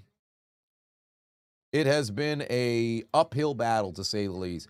And still, you know, I was going to go live yesterday evening, and ultimately the topic of the live was going to be, because it wasn't going to be like gaming or anything like that. It was just going to be a conversation about like, yo, what do you do to grieve? Like, how do you grieve? Because I 100% am taking this, I'm not going to say taking the death of my best friend, my brother, easily, per se, but I'm not like breaking down. I'm not functioning, because we kind of said to each other everything that we needed to say to a degree. We knew how we felt about each other. We kind of shared, you know, ultimately like plans for the future or whatever the case is. Now, albeit, am I going to miss him? 110%.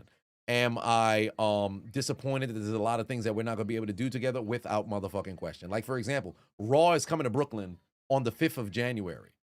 I have the tickets still in my cart right now. 3 tickets. And I got to delete one because Son ain't going to be here, right? But all of this is like a situation where it's like, yo, you knew the time was going to come. You just ain't wanted to come now.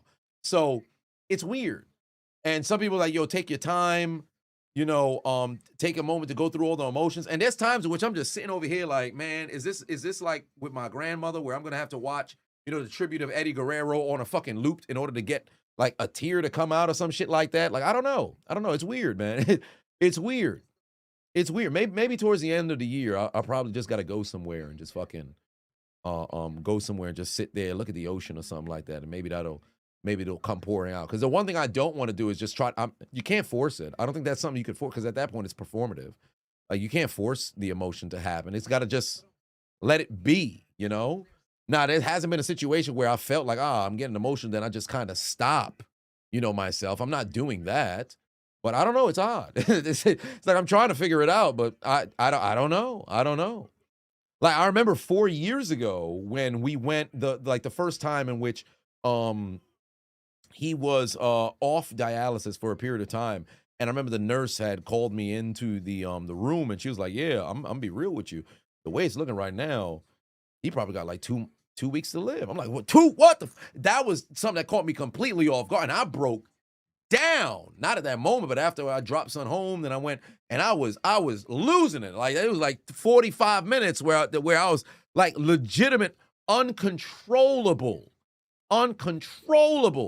you know, tears. What it's like like that kind of cry. Like, that was the first time I had cried since fucking high school, right? And I was losing it. So in my mind right now, I'm like thinking about it, like, yo, was that kind of me mourning the inevitable then, so that I'm prepared now? I don't know. But then in the same vein, I don't know if I should make sense of it. I don't know. It's weird. It's weird to say the least. So how am I doing? I'm all right. I'm all right. I think it's a bit more tough for the unchiseled Adonis because when they were here for a Friendsgiving 3 weeks prior, him and the unchiseled Adonis had made a pact to get themselves healthy so that next year we could all go on a cruise because the unknown Adonis really wanted to go on a cruise with me because he's went on a ton of different cruises. We never had a chance to go together. So we were going to go on one probably next year. And him and the unchiseled Adonis said, yo, we're going to get ourselves healthy so that we're healthy enough to go on said cruise. And unfortunately, here he is. He hadn't passed. So he's taking it very hard. But yeah, it's weird. It's weird. It'll hit me. Just let it come. Yeah, fair enough.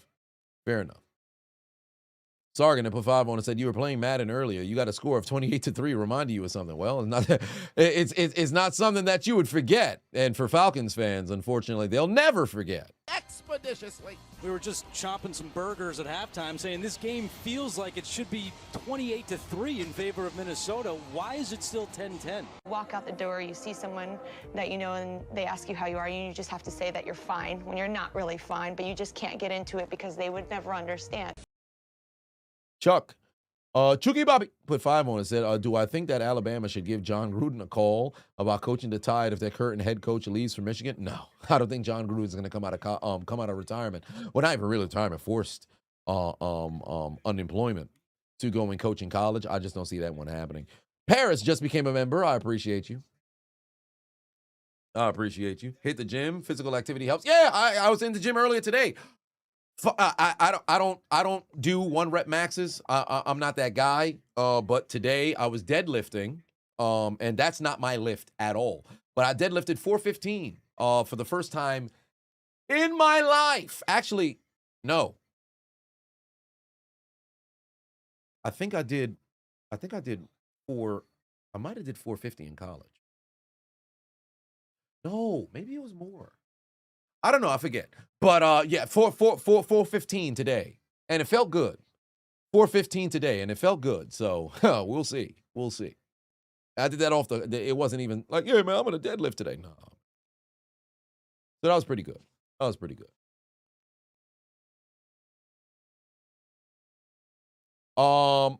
How would I rank? Will Smith said, how would I rank the draft classes? 74-81, 83-89. 2001 to 2004, 2017.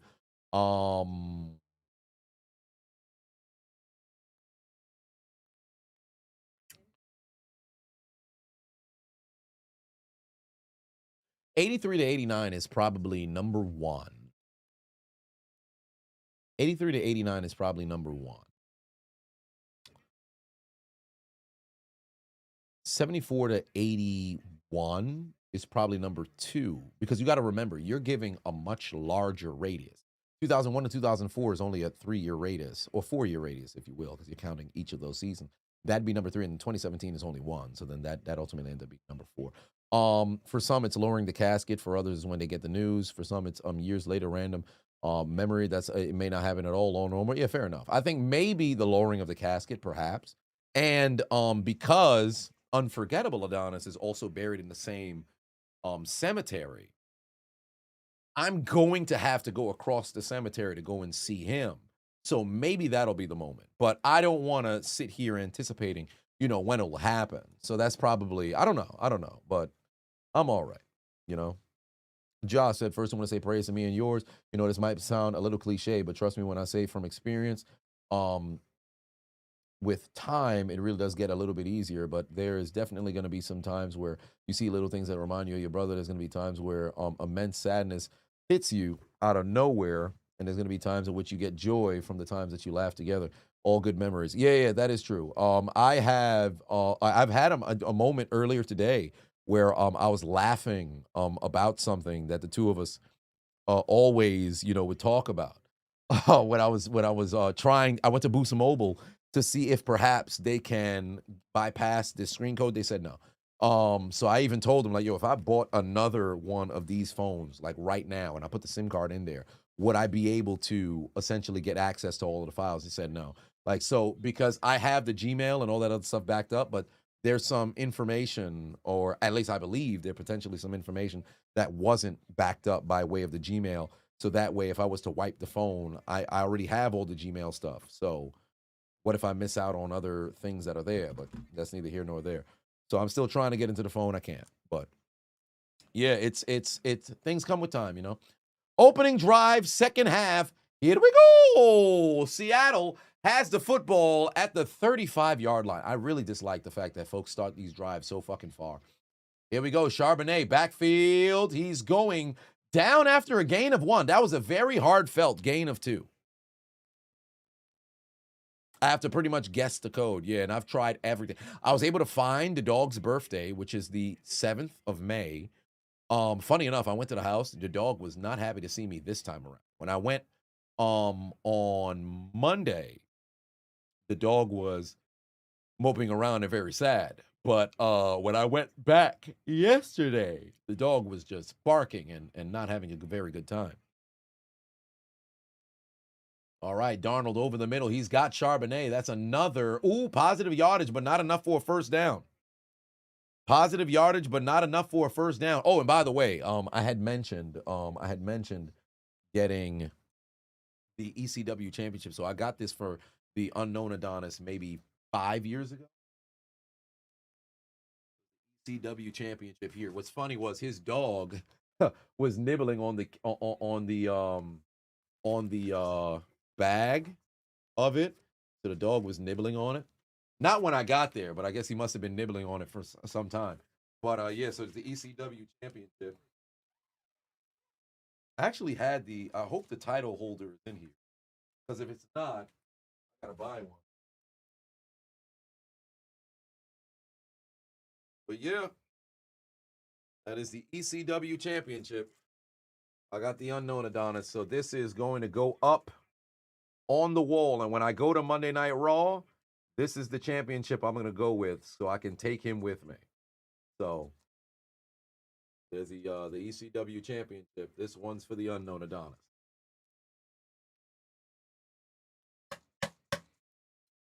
Oh, wow. Damn. Kenneth Walker's gone. He's going to score. He's going to score. That's a touchdown. Oh, that's terrible for me because my opponent has Kenneth Walker. Oh, Lord. Kenneth Walker goes the distance, explodes to make it to the end zone on a huge cat. Bro, outside. Kenneth Walker is literally the offense right now. Damn, that might have just put my opponent in front of me over on Underdog. Oh, I'm in trouble. That might have just put my opponent in front of me over on Underdog. Because Kenneth Walker just fucking exploded. That's probably going to be like a 12-point score. That's like a 50-yard run. Oh, boy, I'm in trouble now. 55-yard run. Extra point. He's got it. Seattle's back in front. Seattle is back in front. Kenneth Walker on the carry goes 55 yards for the score. Do I think Kenneth Walker is the greatest back? Seahawks back. Oh, who do I think is the greatest Seahawks back of all time? Shaun Alexander. Shaun Alexander, and then probably Shaun Alexander, and then Marshawn Lynch, and then probably what? Kurt Warner? Yeah, if you add the 2 points together, we reach the stream's favorite number. 27. 27. 27. 27. 27 27 27 27 27 17 27 27 27 27 27. 27. 27 27 27 27 27 27 27 27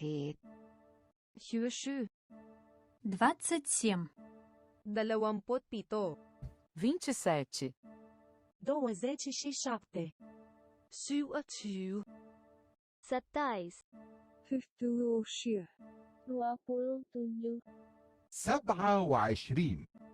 Fans set. Lars Batuan says, shout out from Kansas City. We love you here. Thank you very much. I appreciate that. I was out there in Kansas City. In fact, I am anticipating the Underdog helmet to arrive in the mail from when I was out in Kansas City. By the way, if you guys haven't already scanned the QR code here, we're battling to see if we can get $180 here tonight and furthermore win our third consecutive W. If you guys haven't already seen, I have had a amazing year on Underdog. We had W's, not every single week, but the W's that we did take was large, and we've been in the green all year long. You want to understand how good the year has been for Underdog. If y'all remember the first week of the season when I won that $1,800 in week 2, I won, I think it was Thursday night and then Monday night as well. I'd have to look at it. But Thursday night and Monday night as well. Actually, I could pull it up right now.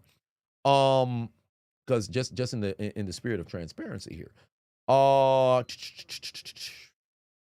Yeah, there we go. So Thursday night and Monday night, as you could see here, we had a good amount. Is this my eye on the right side? Yeah, it is. It's on the left side. So you can see I had myself some very, very, very good weeks here during the NFL season. There's the 1,800 at the bottom on the right-hand side, then 900, 900. So I just to let y'all know, I am still toying with the first 3 weeks of the year money. I'm still toying with the first 3 weeks of the year money. All right. So I'm in the green. And I can't wait till the playoffs because that's when we make big bets. Playoffs is when we make big bets. So I might just lose everything I done worked for, but that's not what we're here to talk about. I don't know about no rich now. I don't know about that. Well, how much money is considered to be rich? That's neither here nor there. Brock said, you're turning 25 in February. You wish you could get the Spinner WWE Championship because that's your favorite WWE Championship. Hey, Brock, I hope you're able to go and get it, brother. Beyblade said, finally made it to 90 degrees flexion after the ACL surgery. Hey! Big W. Big W. All right, 2nd and 9 here. Stafford under duress, pass incomplete. Oh, Seattle's got momentum. You see what happened when you play with your food? Although I don't think the Rams is playing with their food, but their inability to find the end zone early in both red zone possessions. Instead of this being a 21-14 lead, they find themselves down by 1.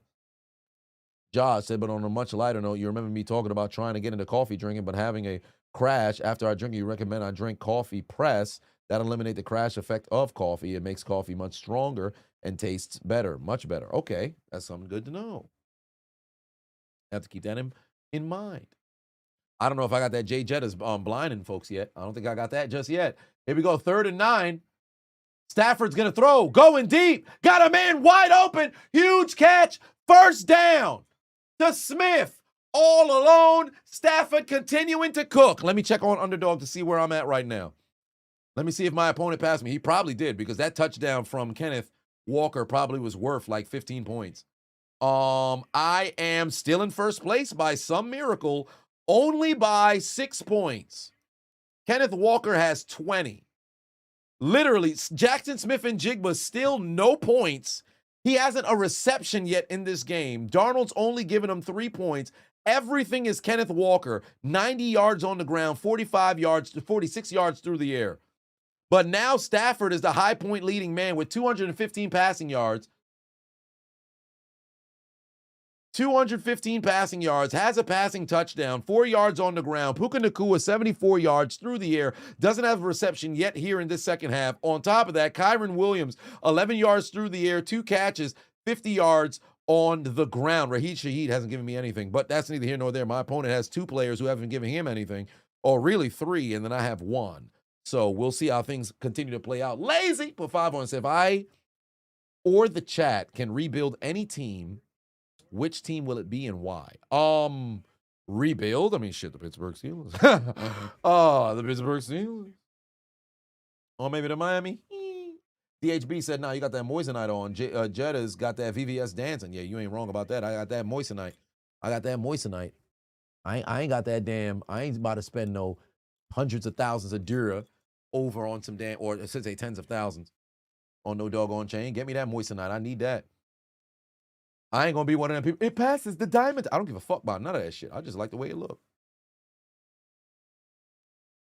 Folks be over here. Well, I don't think my shit's dancing in the moonlight. Hold on, wait. This.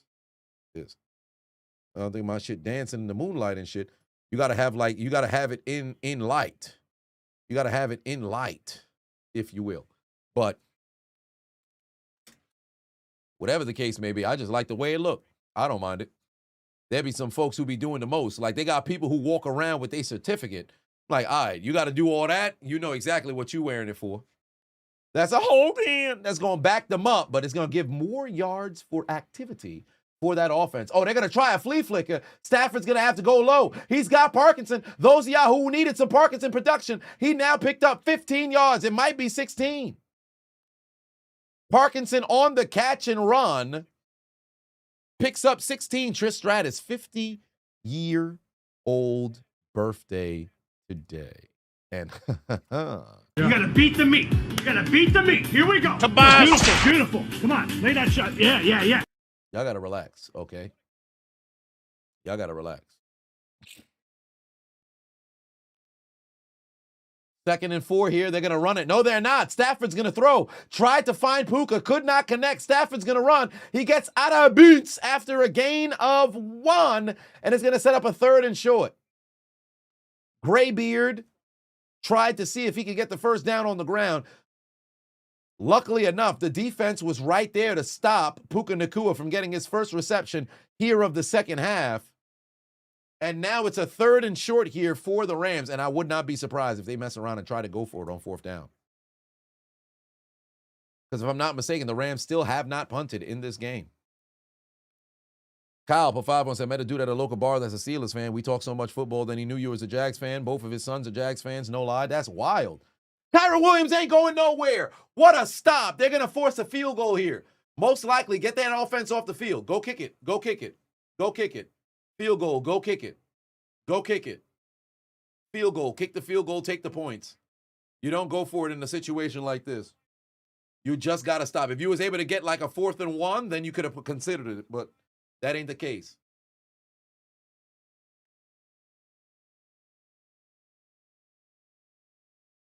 Kick that field goal with that fat kicker.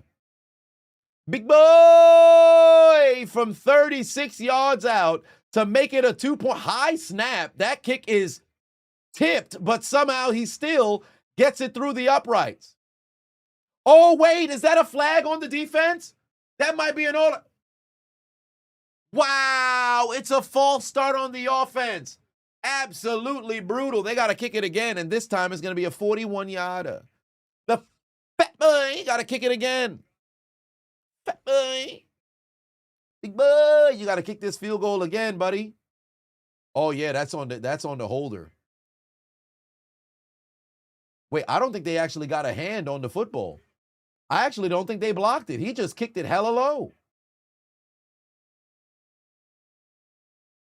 And it was a bad snap, too. You got to get a better snap there. That was a terrible snap. They were lucky to scheme and get that one in now. Much better snap. There's the kick, and it's going to go regardless. That's a way better snap this time around. He's able to boot it through the uprights and good regardless. The fat man puts it through the uprights, and it's good. And Los Angeles regains the lead. Only one person to blame for that. Santos Escobar. How bad does Carolina look after passing on Darnold and Mayfield? Ridiculous. But right now, they have a chance to win their division with Bryce Young. But nonetheless, I mean, you had both those guys in your locker room and you let them go. But this is just a tale of what happens when you have teams, coordinators, and offenses that are actually geared towards certain players' strengths.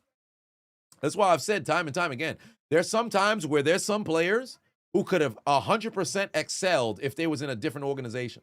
But the team that they went to, unfortunately, is ass. Now, will I say I think Hall of Famers are able to show up no matter where they play. But there are some guys who could have been a Pro Bowl talent that are unfortunately in terrible situations on bad teams that don't know how to showcase their strengths, and then they just go out there and unfortunately, just hang around. What you doing? Hanging around. 1205 for life, but 2 on said top 5 NFL rookie debuts. Cam Newton, I believe they played against Arizona. Cam Newton had a hell of a rookie debut. Didn't Anquan Bolden have like 200 yards or some shit? Maybe Anquan Bolden?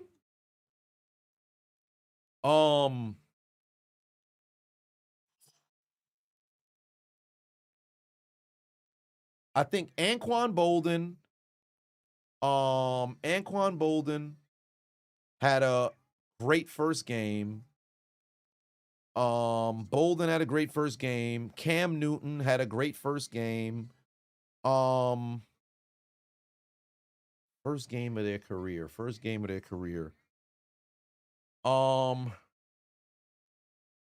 Cam, Bolden.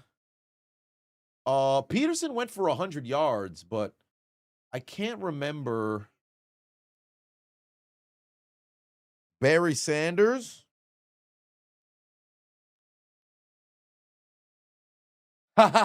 Jonas Gray. That's a pull. That's a trivia question if I ever seen one. Someone said Jonas Gray. That's hilarious.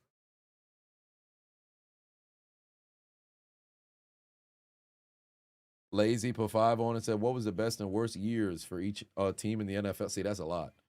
Each team in the NFL has 32 years. 32 teams over the course of 100 years. That's very difficult.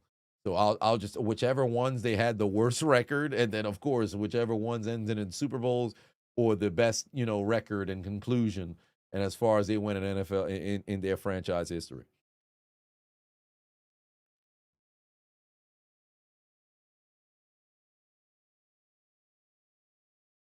Yeah, 1 target for JSN thus far. He's done absolutely nothing.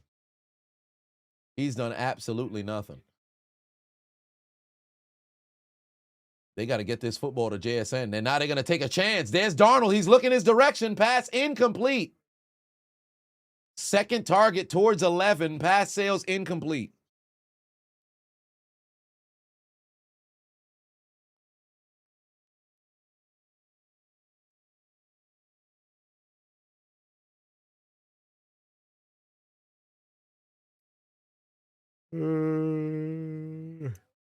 Kyle had put 5 on and said your best and fellow metalhead that lives in Maryland is a diehard Steeler fan. Another friend is a Ravens fan. Dune has been crashing out, I could imagine.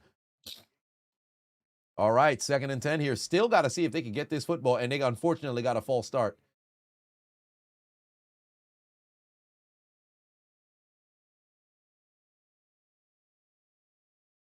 Raiders were a dynasty in the 70s. Well, not really. Raiders were a dynasty, never, but they did get 3 championships in 8 years. Because no, 8 years. Because 76, they won it again in 80, and then again in 83. They were very competitive in the 70s, incredibly competitive. John Madden, till this day, I believe, has the highest winning percentage of any coach in NFL history. Finally, the JSN network shows up. Jackson Smith-Njigba with his first reception all day with a 15-yard catch to move the chains.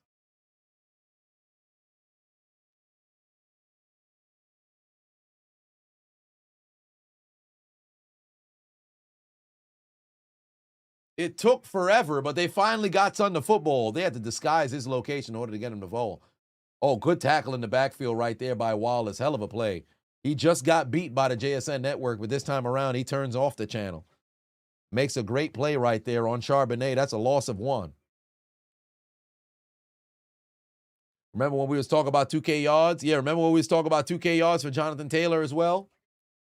This man has not had a 100-yard day in a couple of games.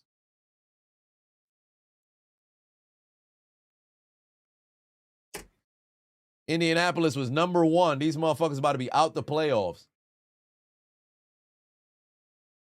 There's a handoff. Charbonnet, can he find a hole? No, he can't. It's a 3rd and long coming up right now.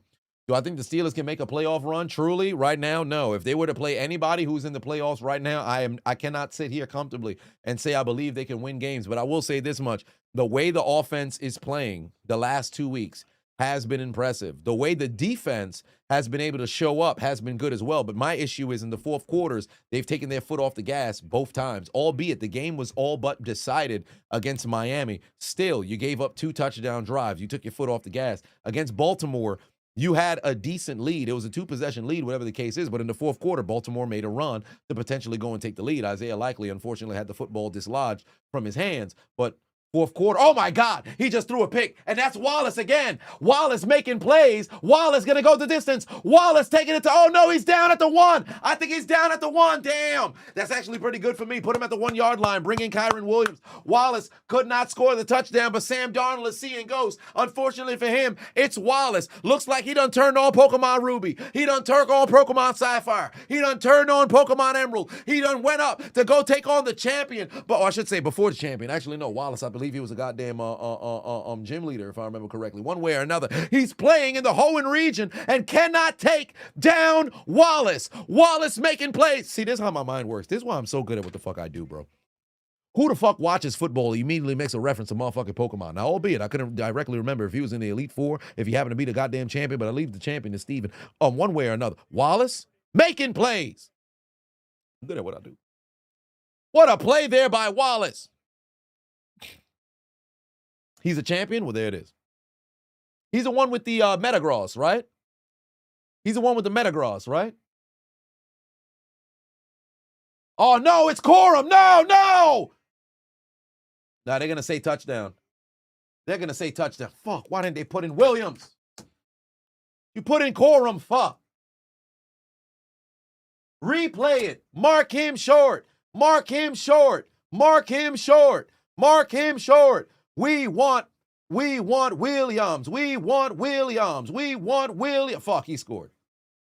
He 100% scored. Oh, Wallace has the melodic. Ah, okay, got you. Wallace has the melodic.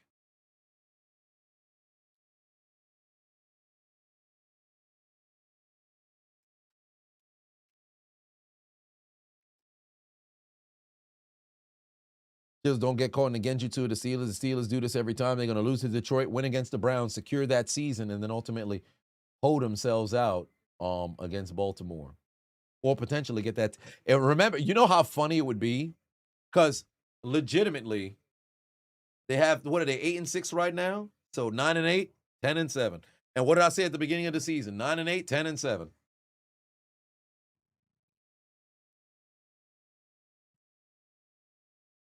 Is the only Pokemon you use, you know, who uses Pokemon XD soundtracks in the background for my video game. Hey, listen. I got my shit in there. Pyrite Town, ONBS building, the theme of suspense. I had one time that I used the Cypher Peon music. One time that I used that sumbitch in there, Pokemon Coliseum and XD soundtracks. Listen, I got all that shit. I got all that shit. Thank you for the Dark Cave remix. Indeed. Dark Cave in there. I actually got Ekrutique. I don't even know if I actually pronounced it right, but I always said Ekrutique. I blame my brother for that because he had fucked up pronunciation for a lot of different words. But I have that instrumental as well. It's one of my favorite ones. I think it's Route 38 is probably my favorite instrumental in Pokemon Gold, Silver, and Crystal. There's also is it the Tin Tower? I think it might be the Tin Towers. But yeah, a ton. I always call back to them shits. Cameron.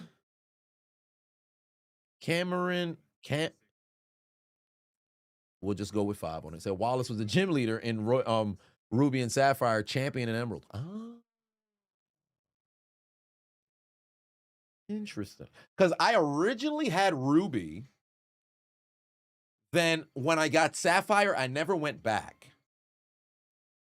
So, damn, son, they got stopped at the 1-yard line, and then these dudes You don't bring in Kyron Williams to score the damn touchdown. You bring in Blake Corum. Just absolutely hold me, because that would have extended my lead a bit further. Because right now I'm still in first place, but I'm only up by 4 points. If Kyron Williams scored the touchdown, that would have put me up by 10. You're the same way with Platinum? Yeah, I had I had Pearl. I still have Pearl, but my Pokemon Pearl is compromised. Pokemon Pearl is that actually reminds me. I have the Xbox X that I got for the unknown Adonis. It's actually right here. Did I lift it up on stream? Oh yeah, I did. I put the controllers on stream last time. But it's right here. But I'm debating on if I should take his Nintendo. This is my Nintendo Switch that he got me. This is the last birthday gift that he got me. But I'm curious if I should take his Switch or not. I don't think I should. But I'm debating.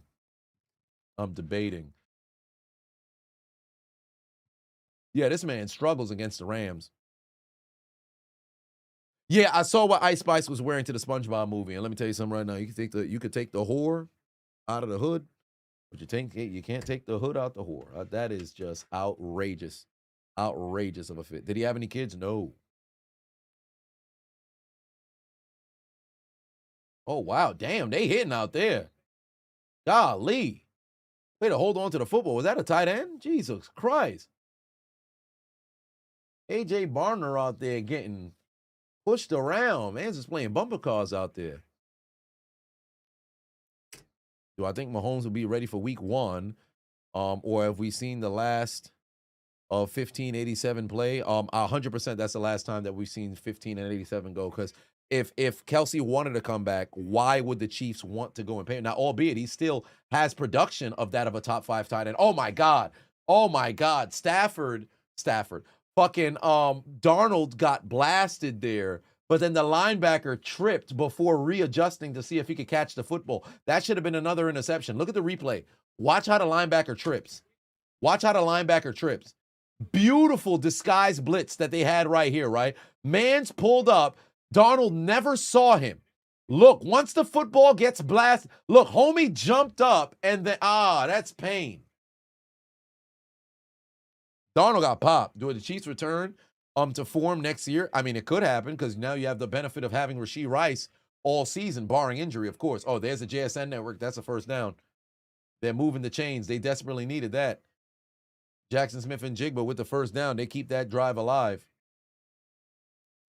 But if Mahomes is there week 1, and then ultimately they actually retool the team and get some additional pieces, maybe, they can return to form. That's why I said, hey, listen, yes, the dynasty for all intents and purposes is over because, they missed the playoffs. But if they win a fucking championship next year, oh, damn, they got a flag on the play too. This is most likely coming back for a hold. But if they mess around, they win a championship next year, what are you going to say? And that's not me saying it's going to happen, but it's like you could celebrate now, like, woo, they out the playoffs and all this other stuff. And the dynasty 100% closed. But let's say 2-3 years from now, they go and they retool. Because remember, as long as you have a quarterback, you could always build around it. As long as you got a quarterback, you should be able to go and build around it. And you need a front office who's going to be willing to go and do it. Now, the benefit for Kansas City is they have the type of organization that motherfuckers want to go there and go and play with Mahomes and go and play for Andy Reid. So that's a situation that's going to actually benefit them as time continues to move forward. What's the status on unlocking the phone? Still no luck. I'm just going to keep incorrectly putting in the password until it finally says remember, or I should say until it says forgot password or something like that.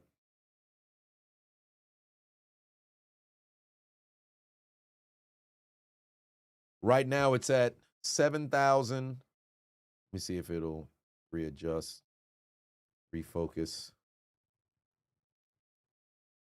Yeah, shit. You see, it's 7,000 some seconds. So I got to just keep seeing if potentially I can get it to say where it says forgot password, and then maybe they'll get rid of the lock screen and put it on the send it to the email or something. Wow, a late dump off over to Kenneth Walker. And again, Kenneth Walker making plays. Again, Kenneth Walker making plays. Good tackle right there by Wallace, and it's going to be a third down again. Kenneth Walker had to run the length of the field horizontally in order to go and pick up a couple of yards. Jose,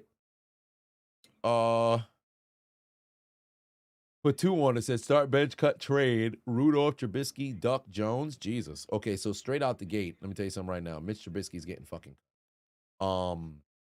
Actually, you know what? Landry Jones is actually going to get cut because he has no stock whatsoever. I don't know how the fuck Mitch Trubisky has been able to continue to get signed by Buffalo. It just doesn't make any sense, and he's still found a way to still have a job in the league. Third down coming again. Is he going to look for the JSN network? Incomplete, looking for Cooper Kupp, and now you probably kick a super long field goal, or no, actually, no, you're not going to be able to. You got to punt. They got to punt this ball away. Yeah, they got to punt this ball away. Of that group, I would actually start Whack-A-Mole Mason Rudolph. I'd bench Devlin Hodges, Duck Hodges. I'd trade Trubisky. I'd cut Landry Jones.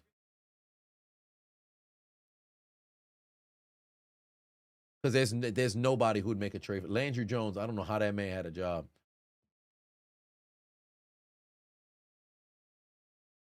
Punt is out of bounds, probably at like the 18. All right, 3:32 left to go here in the third quarter. Rams off of an interception, able to make this a double-digit lead, and now they have an opportunity to make it a 3-possession game. Nice suit. Thank you very much, Brandon. I appreciate that. Actually, I have to take my photos in this suit and send it in for alterations because I still, like this is still incredibly large, and it makes me wonder if I have to send it back or if they're just going to give me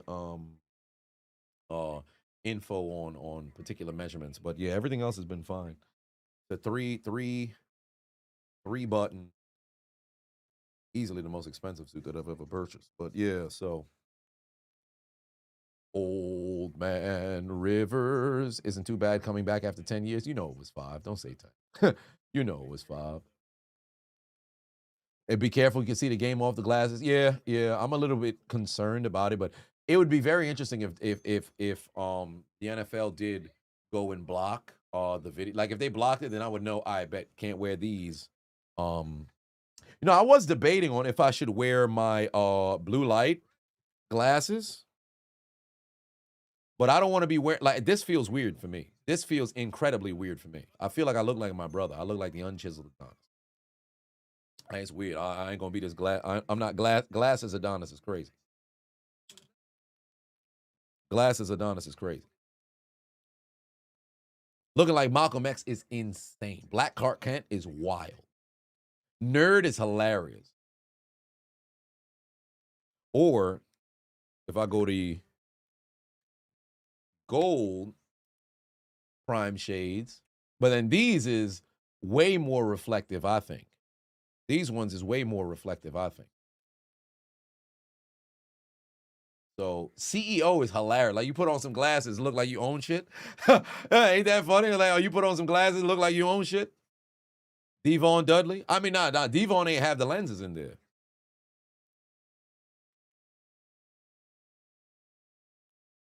Is it safe to say Megatron's record won't be broken? Absolutely not. Absolutely not. It's not safe to say. It's 100% going to get broken. It's not a matter of if, it's just a matter of when. Because remember, we're in a passing league, and it's soon to become 18 games. And records don't care if it was done in 12 games, 14 games. Because remember, OJ ran for 2,000 and what? It was the 14-game season, or was it no, it was a 14-game season. He ran for 2,000. They don't sit there and put an asterisk next to Eric Dickerson's record because it was done in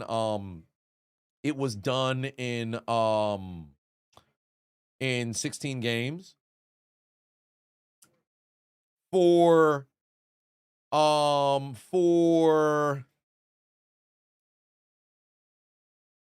Strahan, 16-game season to get his record, right? TJ, I think he did it in 15 games.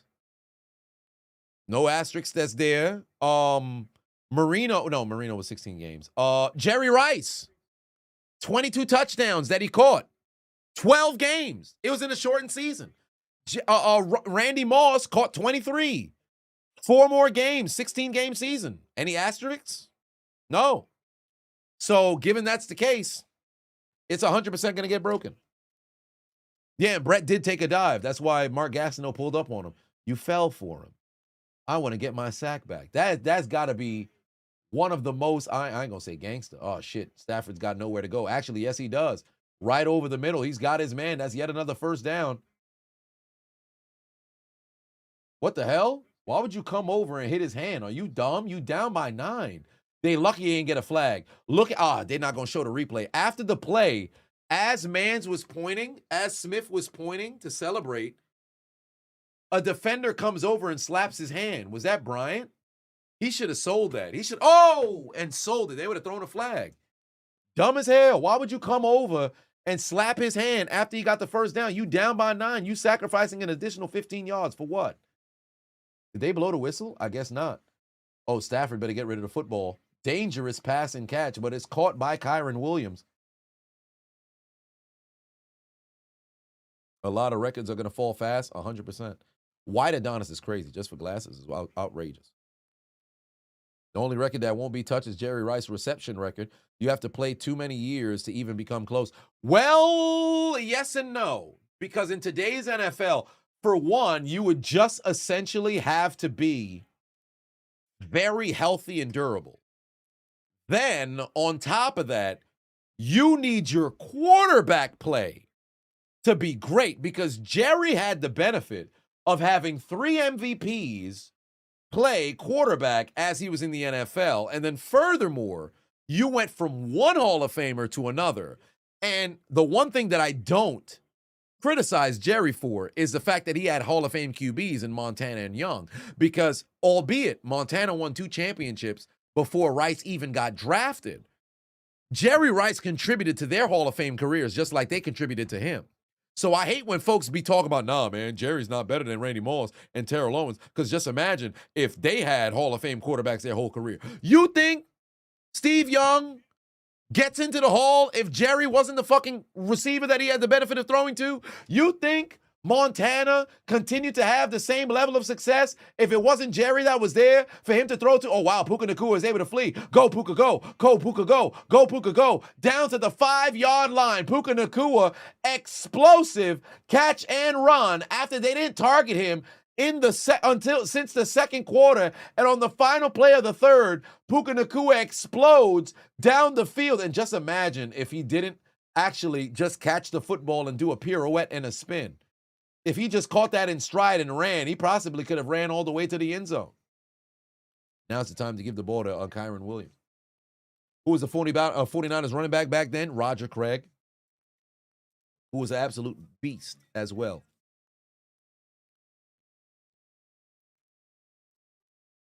The fact that Barry Sanders went 14 straight games with 100-plus yards is amazing, 100%. Barry was a fucking problem. Did I see Puka dancing with Aiden Ross? Yes, I did. I did see that, Kana, and thank you very much for the first time chat. I did see that. We're getting ready for the final period, ladies and gentlemen. One quick look at the Rams fans after seeing the score.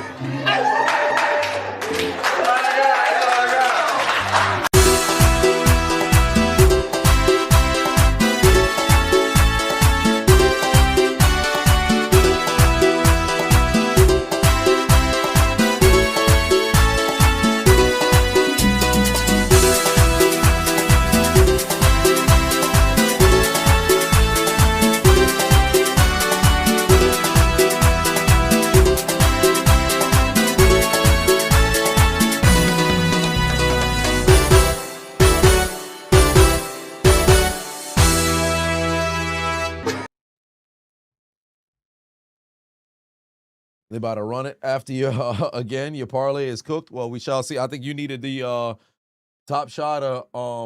What did you need? You need Stafford touchdowns. Do I have a favorite NFL player of all time? Probably. Who did I say? My favorite quarterback of all time is Peyton Manning. Ben comes in at number 2. Then I have Rodgers, Favre, and Newton as some of the most fun quarterbacks that I had the benefit of watching. Hines Ward might be my favorite Steeler of all time, but then there's a number of different Pittsburgh Steelers, of course, that I enjoyed watching throughout my entire tenure. But Barry Sanders is up there. Palomalu, geez Louise. Probably Peyton Manning. Truly Peyton. Probably Peyton Manning is my favorite player all time. I'm not sure. It varies. I'd have to remember who I'd go with. But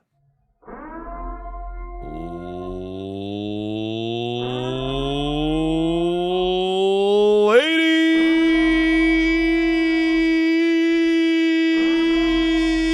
and gentlemen, we've arrived at the final period of this game, where the Los Angeles Rams have a 9-point lead in a game that they have been dominating all day, cooking the Seattle Seahawks as Kyren Williams is going to go down at the 1-yard line, denied the end zone for the battle atop not only the NFC West, but also the NFC. Here on 3rd and goal, can the Rams make it a 3-possession lead? Well, actually, a touchdown would make it a 2-possession lead. If they go for 2, then they can make it a 3-possession lead. But can they score and put this game in comfortable position for themselves? Or can Seattle take their receipt to the sperm bank, get their comeback, and take the lead in the division for the first time in half the season? Ladies and gentlemen, I invite you to the fourth. What up?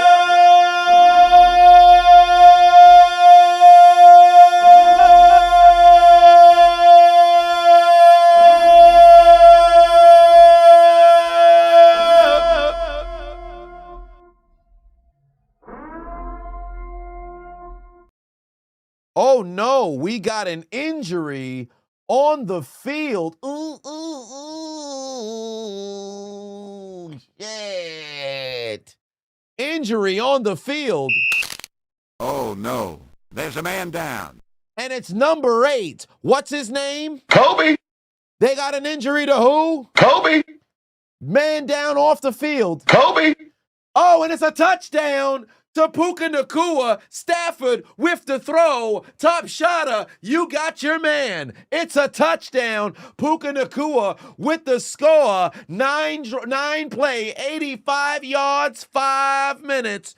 That's a touchdown. Oh, I needed Kyren Williams, but I also could have used Puka Nacua as well, because, I got Stafford and Puka Nacua. Stafford with a great pass down to Puka Nacua, beats Woolen for the touchdown, and that should give me 10 points between the two of them, but I'm 100% sure I've now taken about a 15-point lead over my opponent.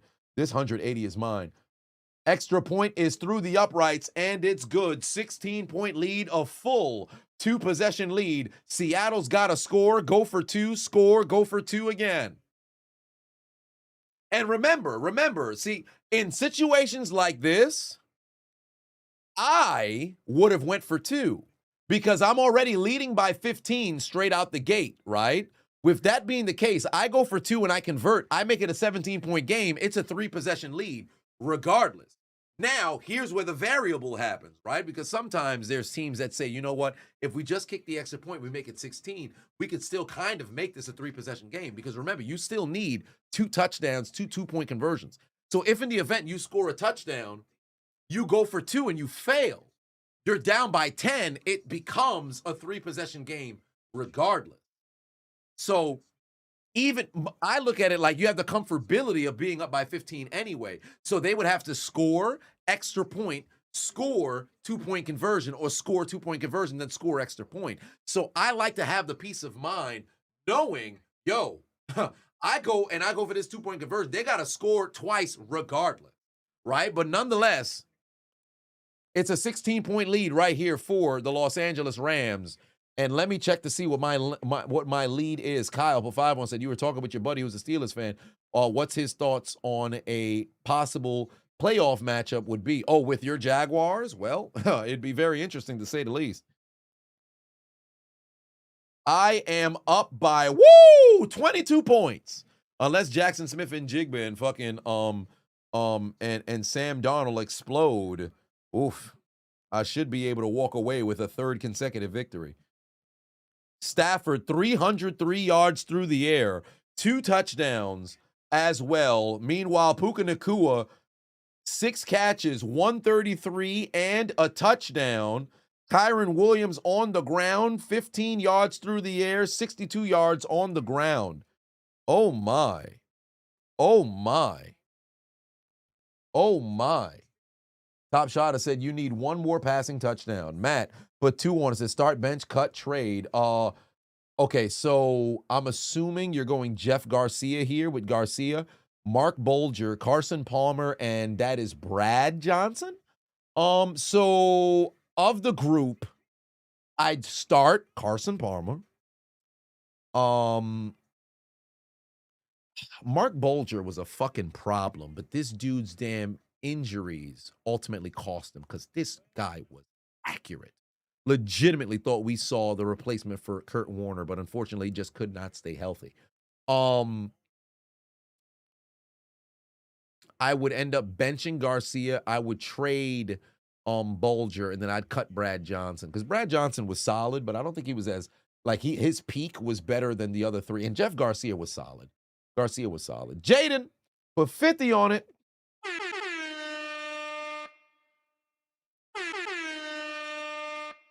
Said, hey, CA, I'm sorry for your loss. You've been integral to your childhood. You watched me since high school. I helped you through tough times. And as a black man, you showed that hard work can achieve anything. Love you, man. Hey, for one, I appreciate that. You know, I was actually thinking about that earlier. I'll take my glasses off of this. I was actually thinking about that earlier. There's some of you guys, because I'm going to be 10 years in this game in March. There's some of you guys who've been watching me since you were in high school, since you were in college, and y'all some full-on grown men now. Like, grown men and grown women now. There's some of you who started watching me when you were, maybe in elementary, maybe in junior high. To that, I would say, where were your parents? But, there's JSN. That's a first down. He takes it inside Ram territory. But there's some of you who've been watching since, you were pretty much children, and now you're adults. There's some of you folks who had been watching when you were already well into adulthood, and now you got kids or something like that. There's some of y'all who didn't have any children, and bam, now you got children. So I appreciate those of y'all who've been watching this long, fam. Truly, it does mean a lot. Because I'm real about this content thing. I already know there's some people who could grow out of the content. There's some people who could maybe, I watched this at one point. Now I'm watching somebody else, because there's always a new flavor of the moment. I've never been the one on some, hey, man, somebody been here. I expect you to be there the whole way. And no, not at all, man. There's people who I was watching when I first got into YouTube, and then I don't watch them no more. So I could be the same person who falls victim to that as well, But I appreciate y'all who've been tuned in, man. It really does mean a lot, man. So, some of y'all been locked in for years. Kyle said, Pafavo said, you're 43, been watching for 10 years. Much love, dude. Hey, dude, I appreciate you, man. I appreciate you, because you've also been a staple in the comment section. I remember days in which I used to be able to get to every single comment, and I remember seeing your name in the comment section as well. A number of you guys would be frequent commenters on multiple different videos. So that's awesome to see you guys, still stick around this long. Lafa said, you've been watching since you were 16. You're 21 now. Jeez, bro. Ruben said you discovered the channel 3 years ago. You did many laughs. That's cool. Cracked said you've been watching since the 14 season, the 14, or maybe you meant the 24 season. Oh, Kenneth Walker going nowhere. That's a loss. Tatum Ant said been watching since 2017. After your first child was born, you're gonna be 35 in February. Jeez, bro. Kyle said much love back. Always show love to your Jags when they deserve it. That is true. That is true, especially when you whip my ass, man. I was in pain. Oh, you've been watching when you were 4. Oh, Jesus Christ. You've been watching since you were 14. You're 22 now. Golly. Well, welcome to adulthood. You can drink legally. That reminds me, I should probably go grab a beverage. Actually, I think I might want to open the Habib. No, I don't think so. Maybe not today. Maybe not today. I still have the Shannon Sharp right here, but I don't think I'm going to take a sip of that one tonight. Been watching me for 5 years. Much love. Sam Darnold over the middle. There it is again. Good reception by Walker. That's a first down, but they got to move with a sense of urgency. This man is too busy pointing and shit. Albeit, there's 11 minutes left on the clock, so they still have more than enough time. But remember, like I said, it's a full 2-possession game. So you got to move with a sense of urgency, and you need to go and execute. Not only do you need to score, you need to convert on this 2-point conversion. It's 4-down territory, regardless of where they are right now. And I don't trust that defense. So I would say you got to go for it. There's no more punts allowed in this game because the Rams have gone on lengthy drives. Good tackle. Way to wrap up. Nakota put 2 on, said the necrophilia in Seattle has began. Oh, not yet. Not just yet. Not just yet. Been since 2020 MTA ran. Okay. Damn. YP said been watching since the Crate channel. You know what's crazy? I got to repost that joint. Not on YouTube, but maybe on Instagram. I got to repost that joint. Like, there's so many videos that people on Instagram, like, they because there's a lot of people who new to me. Like, I started going viral on IG and on Facebook. There's so many people who have no idea what I've been doing. Like, they think I'm new to this content joint. I'm like, nah, bro. I'm new to the reaction game, maybe with this new style of reactions, but I've been around for a minute. 1205, put 5 on it, said, I've been here since I was putting up the scores myself and streaming with them headphones. Good times, yes indeed. with the headphone with the mic attached and the terrible audio, with the black background at my parents' house. I've already said before, like, once we get close to 1 million subscribers, I'm streaming from my parents' house. I still have the very same shirt that I had from my very first video on YouTube. I still have that shirt. It's actually in my basement right now.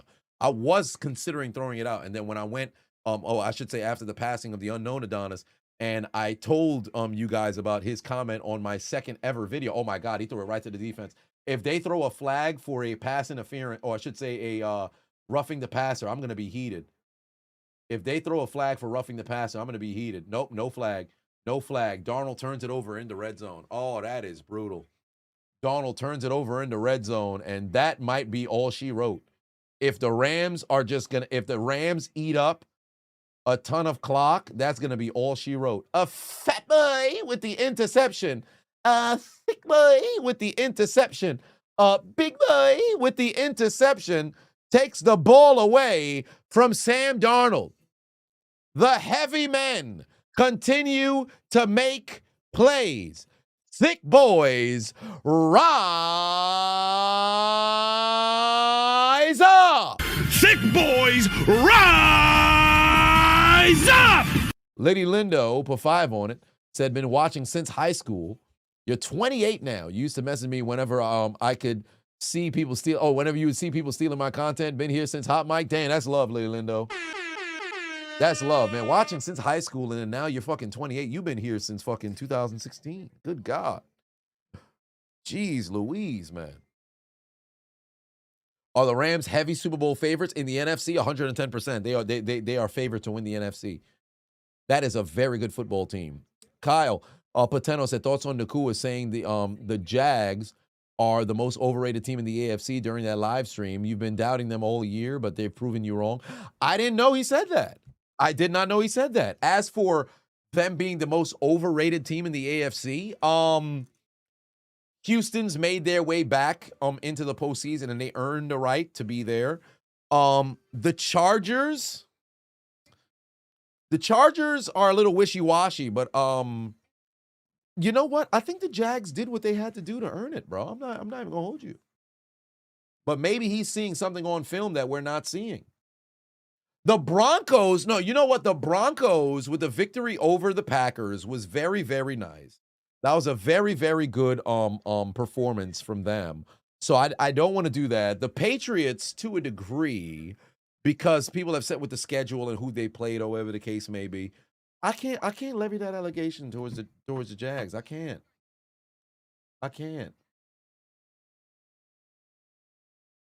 You see the Eagles repeating, says Kana. Okay.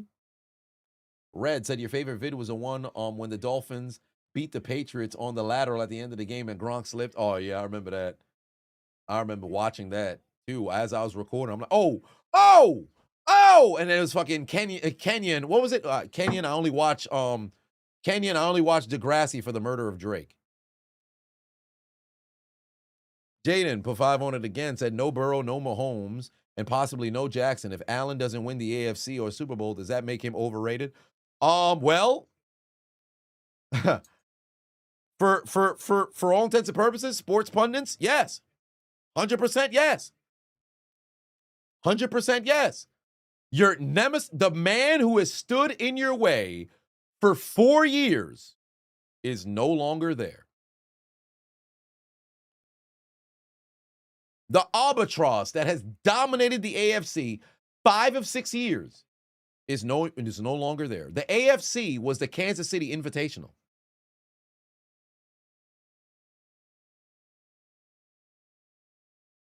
They were in the AFC Championship 7 straight years. So, the situation where, literally, if you're Buffalo, who's in your way? Albeit, you have Denver, you have New England. And then, of course, like Jacksonville is there, the Chargers is there and everything. But Buffalo would ultimately be the team that's favored, and potentially Baltimore being out. But Baltimore, it's Lamar Jackson, really. That's the concern. Oh, wow. Dangerous pass. Puka can't seem to catch it, and they're going to force a 3 and out. Hell of a job there from Seattle, but now it's a battle against the clock as well. If that was an interception, that would have been way more beneficial if they was able to get an interception here.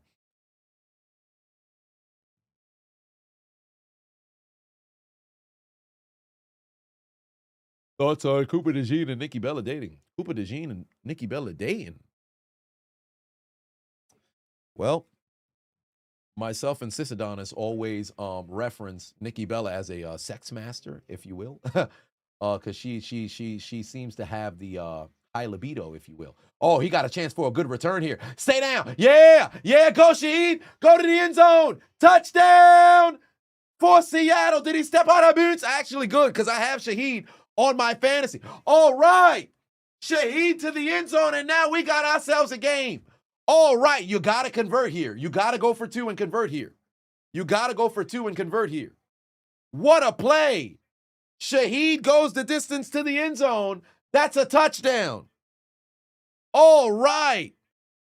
What a play. Yeah, I'm winning this money. That's why I drafted Shaheed over on my damn on my damn underdog. There it is. Bring him out there for the 2-point conversion. Did he step out of bounds? Did he step out of bounds? No, he did not. Shaheed to the crib. Shaheed for the score. Shaheed with the touchdown. Shaheed cuts the deficit down to 10, but they have to convert here or it remains a 2-possession game. All right, Cooper Kupp in motion. Darnold's going to take the snap. Darnold's got time. Darnold to the end zone. Touchdown. It's caught by Cooper. 2 girls, 1 cup. And we've got a 1-score game. All right, Seattle. 2 for your mistakes. Thank you very much, Shaheed. Yeah, that may have just locked up my money, because that should put me up by 30. That's how you make a play. That's how you make a play. Wait, how am I not getting points for Shaheed? Bro, he's got 6 points. Give me my points. I should be up by 30. What?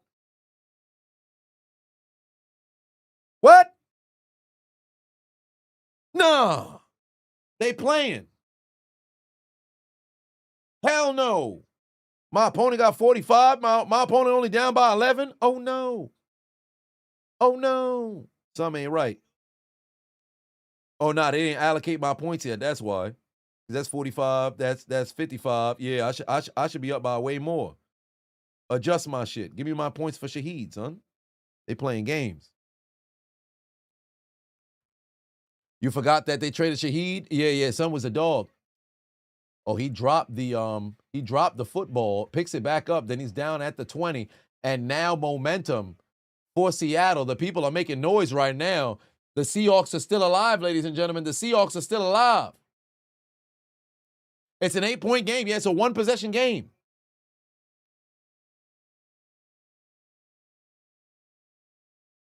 The Seahawks are back in the game, ladies and gentlemen. The people are making noise. Sergeant Batu on it said that the Seattle Seahawks are charging up like Homer.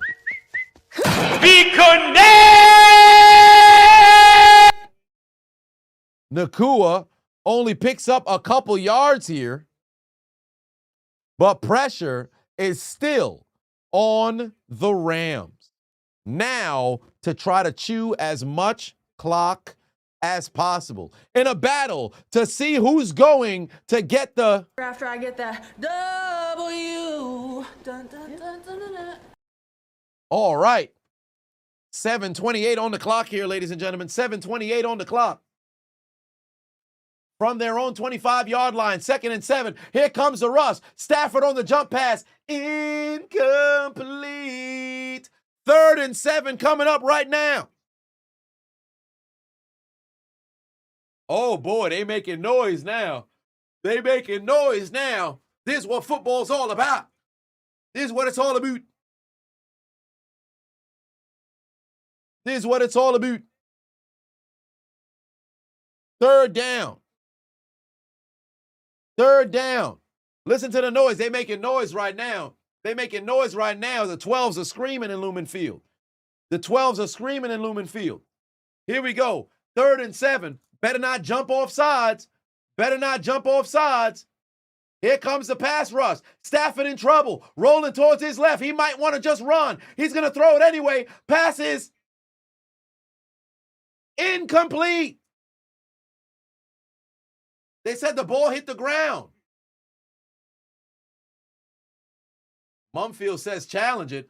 I guess they're going to wait to see if there's a replay. The benefit is you can wait to see the replay.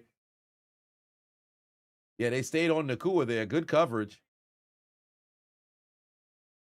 Did he catch this? Oh, that's close. No, the nose of the football hit the ground. The nose of the football hit the ground. They might end up, yeah, it's incomplete. It's incomplete. They got a punt. They got a punt.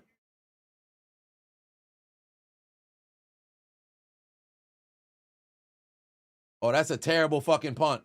That puts them at the 40-yard line. Oh, my Lord. Seattle is alive.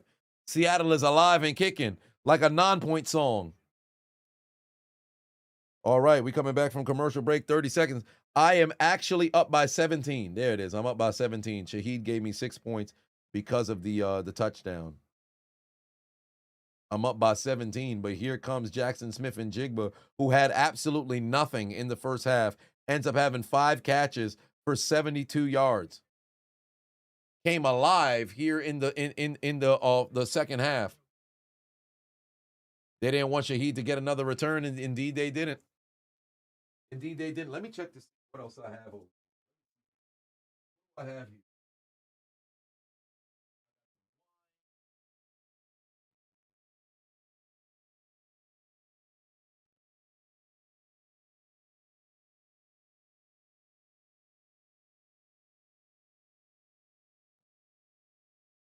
All right. Here we go. Oh, wow. They went with an end-round reverse over to Shaheed. Shaheed's going to pick up positive yardage. Shaheed going to keep going. Huge first down, but there's laundry on the field. Let's see what the flag is for. Oh, I think it's on them. Yeah, it's on them. It's on Seattle. They're coming back. It's coming back. There's laundry on the field, ladies and gentlemen. There's laundry on the field. Oh, it's offsides.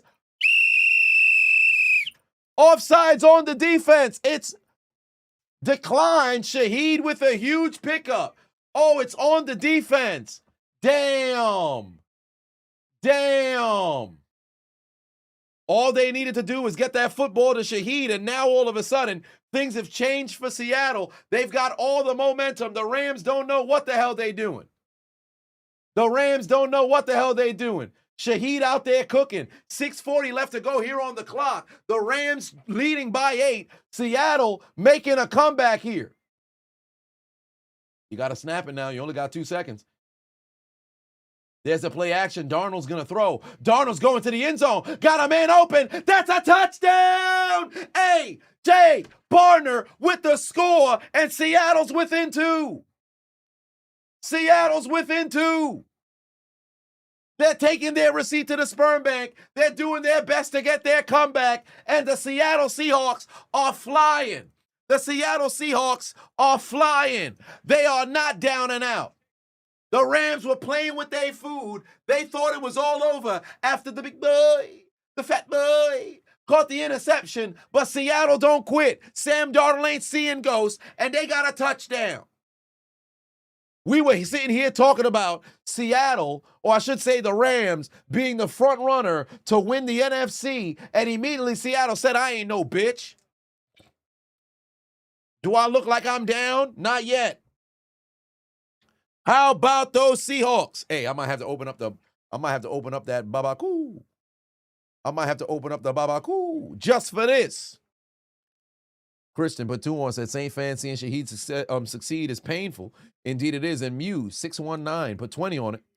Hold on, give me a second. I'm going to get to that in a little bit. There's the pass. Oh, wow, the pass is ricocheted, incomplete. This remains a 2-point game, and now it's become the 3-possession game. But guess what? The benefit is Seattle scored 2 touchdowns in such incredible time, it don't even matter that it became a 3-possession game.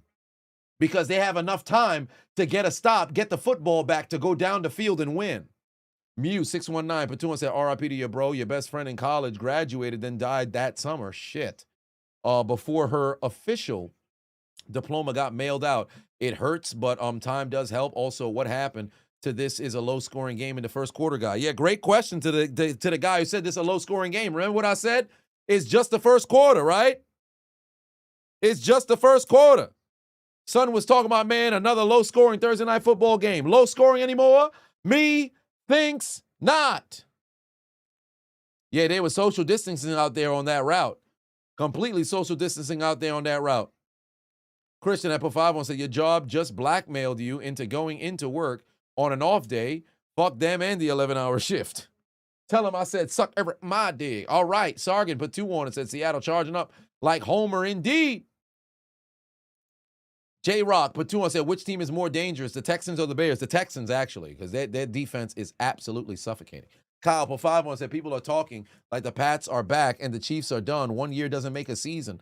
Well, I mean, 1 year does make a season, but 1 year doesn't make, the total trajectory of the team, because we could have just one isolated year, and then all of a sudden you return back to ass or you return back to form. Crazier things have happened, Nakota, put 5 on, said, been around since I started reacting to the Steelers' wins and losses with the flag in the background. Oh, my. Been around for a while. Been around for a while. Oh, wow. They're doing an official review here. Interesting. Sargent put 5 on it, said, where's that person that said it's a low-scoring game? Seattle is saying Homer right now, indeed.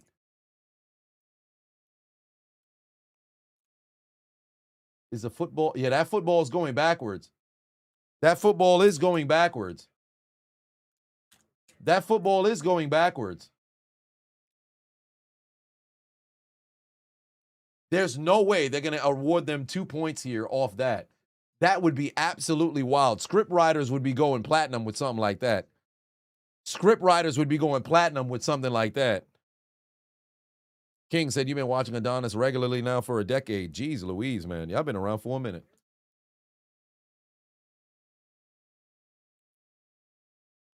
There's no way they about to give them the 2 points off this. There's no way they about to give them the 2 points off this.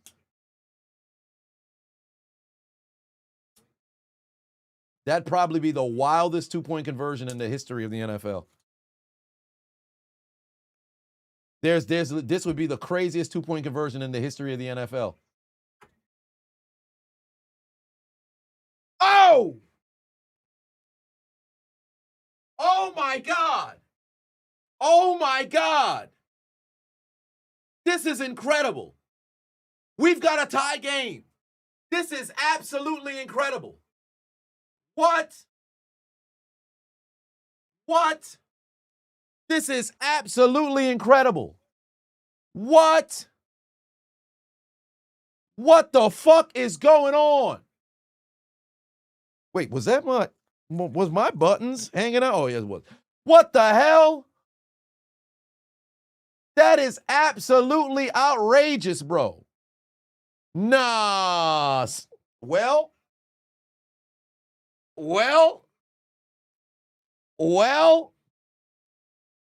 it's a tie game at 30 apiece, ladies and gentlemen.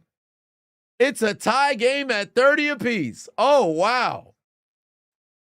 I need a beverage for that. Man scored on accident. Man, listen.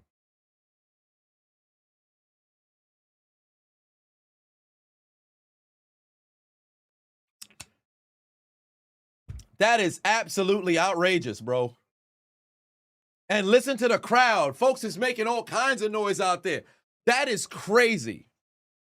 That is crazy. He threw the football backwards. Nobody on Los Angeles decided to go and stay on top of the football, resulting in Seattle simply picking it up afterwards. And then ultimately they reviewed to say, yo, wait a minute, was that a backwards pass? And boom. That is crazy. That is absolutely outrageous, bro. That is absolutely outrageous. It was all Los Angeles just 5 minutes ago. It was all Los Angeles just 5 minutes ago. And now that stadium pulse is at maximum. Oh, Stafford in trouble. Going to get rid of the football. Dangerous catch. And Parkinson can't hold on. Ooh, third down coming. Stafford getting up gingerly. Oh, boy. Oh, boy. Mike 7D put 2 on it. That is a real-life Madden glitch. Facts. Stafford is in pain. He took a blow to the chest. Parkinson couldn't hold on to the football, and now it's a 3rd and long. Oh, Lord. Oh, Lord. Oh, Lord. 5:34 left to play here in this game. Duke put 2 on, said, that's wild. The unis and helmets are clean, though. Not going to lie. I agree. I like the Seattle uniform. There's a pass. Ricochet caught by Nacua. Nacua breaks a couple tackles. Not enough for a first down. They're going to have to punt. What a stop by Seattle. And now pressure on the Rams defense. All day long, Seattle had to benefit from Kenneth Walker making big plays on their 2 scoring drives. And then they were dead in the water. Stafford, or I should say Darnold, kept seeing ghosts. All of a sudden, the last 2 drives, miracle! Because Shaheed takes the football the distance to the end zone on a punt return, and then Barner runs a goated route, takes the defender's ankles, opening the end zone, a damn wacky Looney Tunes-like conversion on the 2-point, and then now Seattle, with under 5 minutes left to play, has a chance to go down the field and win this game. What the hell is going on? And now, don't you wish? Remember what I said after the Rams scored their second touchdown? Don't you wish you went for 2 and made it 17?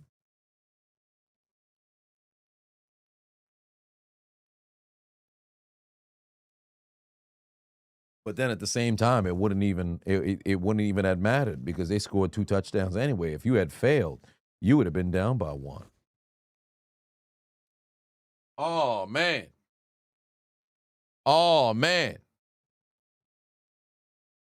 Oh, man. Corey put 2 on, said, been watching since the Cat series. Crazy how that video is still relevant till this day. If only there was a guy. Indeed. Kid Boo put 2 on, said, your heart can't take this anymore. Oh, my Lord. Oh, my Lord. Absolutely insane. You need a quick score from Seattle so the Rams have to throw the ball to get this touchdown. I mean, technically, even if they don't score, the Rams would still have to potentially throw that football to see if they can get the field goal.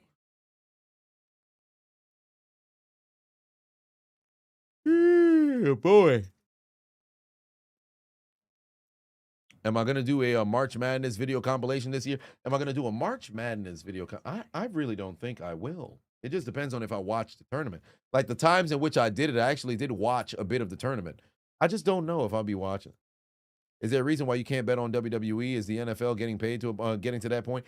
WWE, they kind of, I remember they did something with, I believe it might have been DraftKings, but then it ended up falling through or something like that, where they ended up stop doing it. But at best, you can kind of just say, hey, if this person wins or this person wins. But maybe because things have become so predictable, it's kind of difficult to go and do it. Did I watch Cena on Cody's podcast? Not yet. Not yet. Smith and Jigba, find Smith and Jigba now, put the ball in that man's hands. You know damn well that's where they're going to go with it. KC Sports Nerd said, how's the game tied? Took a shower and now it's tied. Damn. Yeah, that's football, baby. That's why you got to take your shower halftime, before the game, or afterwards. You never want to miss a down of football. Here we go. Darnold down the field. Oh, he had Smith and Jigba too. He just missed him. He had in Jigba too, but he just missed him.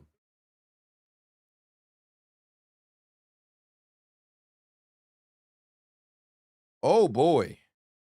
Yeah, I'm up by 16 right now. I'm up by 16 right now. We'll see. Betting on WWE would be easy money. And today's WWE, it'd probably be easy money. How do you bet on something that's predetermined? Yeah, and I guess with the dirt sheet, some folks be fucking spoiling shit. They tried. There's a dump off to Walker. Walker makes a man miss. Positive yardage again. Bro, even though there's a gain of 2, how many times have we seen Kenneth Walker turn what should have been a TFL into positive yardage, bro? He's done it 4 different times in this game. And then furthermore, dying drives, he's absolutely revitalized on 2 different occasions. Golly. Bro, this man's a baller, bro. He's a fucking baller. Oh, damn, they got the camera on Jimmy G. Jimmy G might have to come into this game. There's a dump off on 3rd and 7 over to Jackson Smith and Jigba. Great tackle to force them to punt. There's no way they're going to go for it here. And now the Rams have a chance as clock is starting to wind down. 3:50. He's probably going to get this football back with about 3:28. Because it wouldn't make sense for Seattle to let the clock march all the way down. Yeah, porn star Jimmy G might have an opportunity. But it seems like Stafford is warming up here. Would be insane if the game ended in a tie. It absolutely would be wild if it ended in a tie. Here comes the punt. Yeah, he's not going to get a chance for a return. He's going to catch it at the 18-yard line. Oh, boy. This is one of those Adam Pierce kind of games. I need a drink. Seattle is 0-7. They're 0-172 when trailing by 15 plus points in the fourth quarter. The Rams are 3-23-1 when leading by 15 points in the fourth quarter.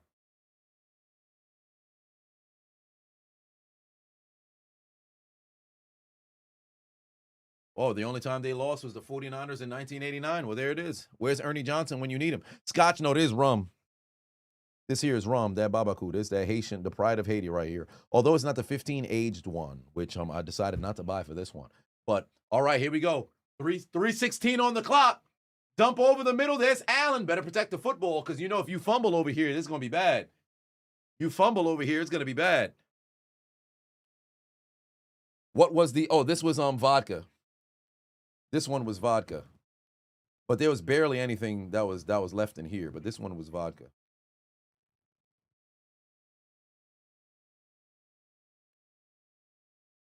All right, and they're continuing to let that clock go down.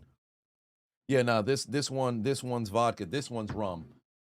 All right, here we go. Oh, wow, pass is batted down. Incomplete, and 3rd and 4 is coming right now. DeMarcus Lawrence able to get his hand on the football here. DeMarcus Lawrence able to get his hand on the football here. What are my thoughts on soju drinking? Soju's cool. Soju's cool. Yeah, this bottle is wild, but it's pretty good. It's pretty good. 4 beers in, watching your favorite content creator. Hey, that's what's up, War Dog. All right, here we go. 3rd and 4 here. What do you got, Stafford? Empty formation. They probably going to bring some heat. No, they only bring in 4. Stafford got time. He hangs it up. Got a man. First down. Way to hold on to the football. Homie got blasted. And there's laundry on the field. That might be after the fact for a defensive receiver, which is some bullshit. That might be a hit for a defensive receiver because they're moving down the field, as they're going to call it. They're going to throw a flag. And I absolutely hate that in today's NFL, bro. I can't stand that shit. I cannot fucking stand that shit. They throw a flag for defensive receiver. Go fuck yourself, bro. That's football. That's football. You got to be in fear of catching a damn lob pass, bro. We can't just fucking defensive receiver everybody. That's some whole shit.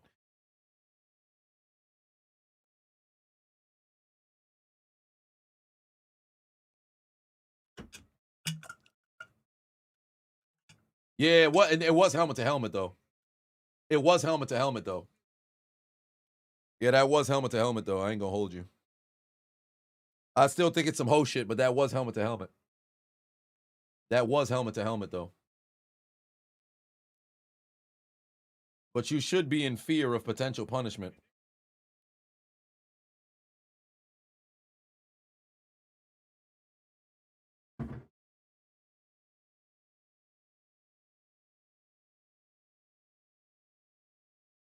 Now, it was helmet to helmet. I get why they threw it, but then in my opinion, I know how I feel about big hits. Like, I hate the fact that when somebody get hit immediately, folks is looking for the flag. At this point, Kyron Williams better just protect the football. Don't go out of bounds. You fucking idiot. Stop running out of bounds. Go down. Thank the Lord there's a flag. You have an opportunity to at least right your fucking wrongs. It's a hold that's going to back them up, and they got a fat-ass kicker, so this takes them out of field goal range. Why would you run out of bounds? Slide after the gain of 7. You know you're not going to be able to pick up the first down. Stay in bounds, bro. Force them to use their timeouts. You already in field goal range. The game is tied. A field goal wins the game. Although it's not a guarantee, you got to be smart. Oh, I don't know why the fuck homie was even holding anyway. Kyron could have cut on the inside of you. So now where does this put them? This puts them at the 38, right? This puts them at the 38, right? I'd either run the ball here or run a quick out. I love how they keep putting the camera on Devontae Adams. Son just on the sideline watching. Oh, shit, this puts them at the 41. Yeah, they 100% out of field goal range now. They better go quick. There it is. Quick right there to Parkinson. He goes down. Let the clock move. Don't use the timeout, Seattle. Let this shit go down to the 2-minute warning. Nope, they're going to use the timeout on the north side of the 2-minute warning. Okay, that's interesting. Puka Nacua talking shit with a goddamn defender. Whoa, whoa, whoa. Did Mans just try to put his hand on the referee? Puka Nacua is a fucking idiot. What are you over here talking shit for, bro? You got to go and win the game, you goddamn idiot. Get your dumb ass to the sideline, you fucking dummy. Why are you talking shit? Win the game first, you dumbass. You're not even in field goal range. His dumbass over here putting the goddamn referee hands down. Low-key should have thrown a flag on his bitch ass. Low-key should have thrown a flag on his bitch ass, bro. You dumb as hell. Y'all approaching field goal range. Why you over here arguing with a damn defender?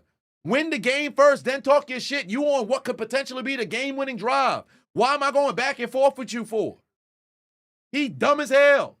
And I heard he be drunk and shit. I don't want to put allegations out there. Now, I didn't see nothing on like clips of the stream or nothing like that. But I did see they were saying, yeah, Puka be drunk and shit. Popping out on stream and shit, bro. You gotta be smart, man. I say time and time again. Don't get me wrong. I recognize football, it's a very, very physical game. There's a lot of emotions that's in the game as well. There's going to be times where somebody want to mess around and test you. And, of course, if somebody mess around, they spit on you or some shit like that, yo, you're going to have to see me. But you also got to recognize, yo, there's a time and a place, and there's moments in which if I were to spit on you late in the game in a situation like this and you mess around, lose your mind, and crash out, but you ultimately cost your team the number 1 seed, potentially mess around and get suspended to where now you in the wild card and maybe can mess around and drop, with the seeding. You don't want to mess around and fuck yourself up like that. You got to be prepared mentally for situations like this. People be trying to bait you. Remember, the referee usually always catches the retaliator, not the person who caused the shit. All right, they were able to identify what the defense is doing because they in man right now. They brought somebody else over. Oh, shit, extra help came over. They identified the route. They ran it short instead of going deep, and now they're going to have to settle for a field goal. This ends up being a W for Seattle. They're going to force a kick. Seattle forces a kick here, and now the pressure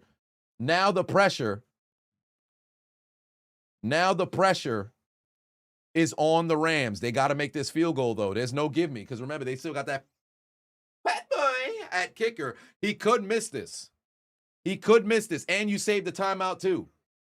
His career long is 52. He's perfect today. His 7th career game, 48 yards to take the lead in Seattle. The kick is no good. No good. He's missed it. With 2:07 left to go, Seattle in prime position to win this game. The big boy, the fat boy, could not boot it through the uprights. His kick is no good. Wide right. Oh, Lord. This game continues. Seattle is 100% alive. Yeah, I got to wear suspenders with these damn trousers. But yeah, oh, my Lord. Seattle is completely alive. Woo-wee! Fat boy could not showcase he don't drive automatic because he doesn't have the clutch in the car. Not at all. And it's a short field for the Seahawks. They got it from their own 38. Positive yardage right here from Charbonnet to take it to the 40. We're going to the 2-minute warning. Woo-wee! Woo-wee! Dead. Dead. We're going down to the wire. One timeout remains for Seattle. What an explosion here in the 4th quarter.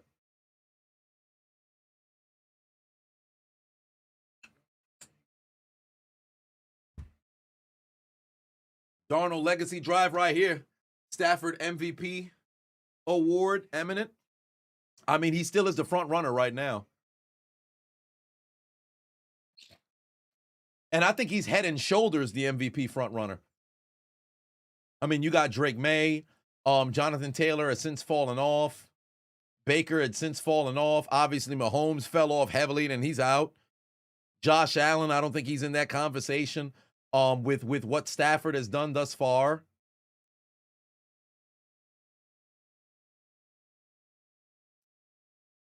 Yeah, this is primetime football right here. This is primetime football right here. All right, here we go. Here we go.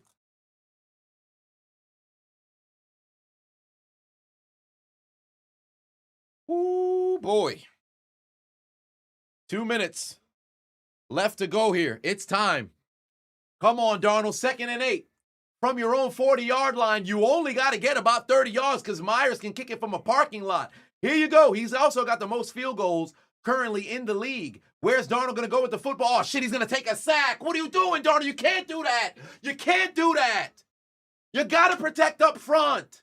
What are you guys doing? How is there a situation where you don't have a bailout? You got him sitting there in the pocket looking for somebody. You got to bail out and get rid of that football. You can't take a sack here. Good God, they only brought 4.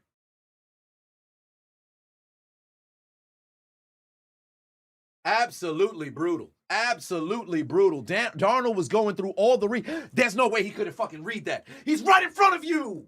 The D tackle is right there. He's going through his possessions, his progressions. The D tackle's right here. You see him in the peripheral. Once he switched to read number 3, the D tackle's now here in this goddamn peripheral. You have to read that and bail out, bro. What is you doing? That's on the O-line, but that's also partially on Darnold. You got to recognize where the hell he's at. He's right there in your goddamn, in your peripheral. He's right there. You got to bail out, man. You took a loss of 7 there. If you're the Rams, you cannot allow a conversion. There's a dump off, pass is broken up. Los Angeles is going to get this ball back with 1:50 left to go. We might be going to after hours with the way these defenses is playing down the stretch. You've got to be kidding me, Darnold. Oh, my God. Oh, my God.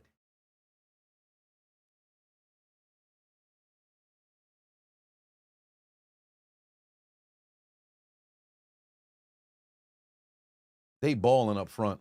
They are balling up front. They are balling up front. All right. They got a punt. Dixon ends up punting that back. Goes for the fair catch. It's at the 11. All right, here comes Stafford again.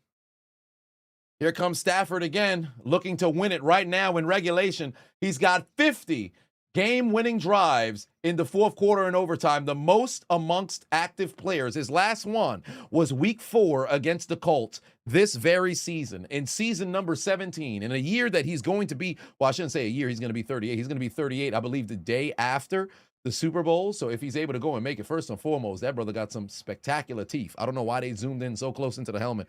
I can see this brother's teeth. That's crazy. But they went down the field for what should have been the go-ahead field goal, but the fat boy, big fat kicker missed the doggone field goal. Stafford under duress. Pass sails incomplete. No flags. They're veneers, perhaps.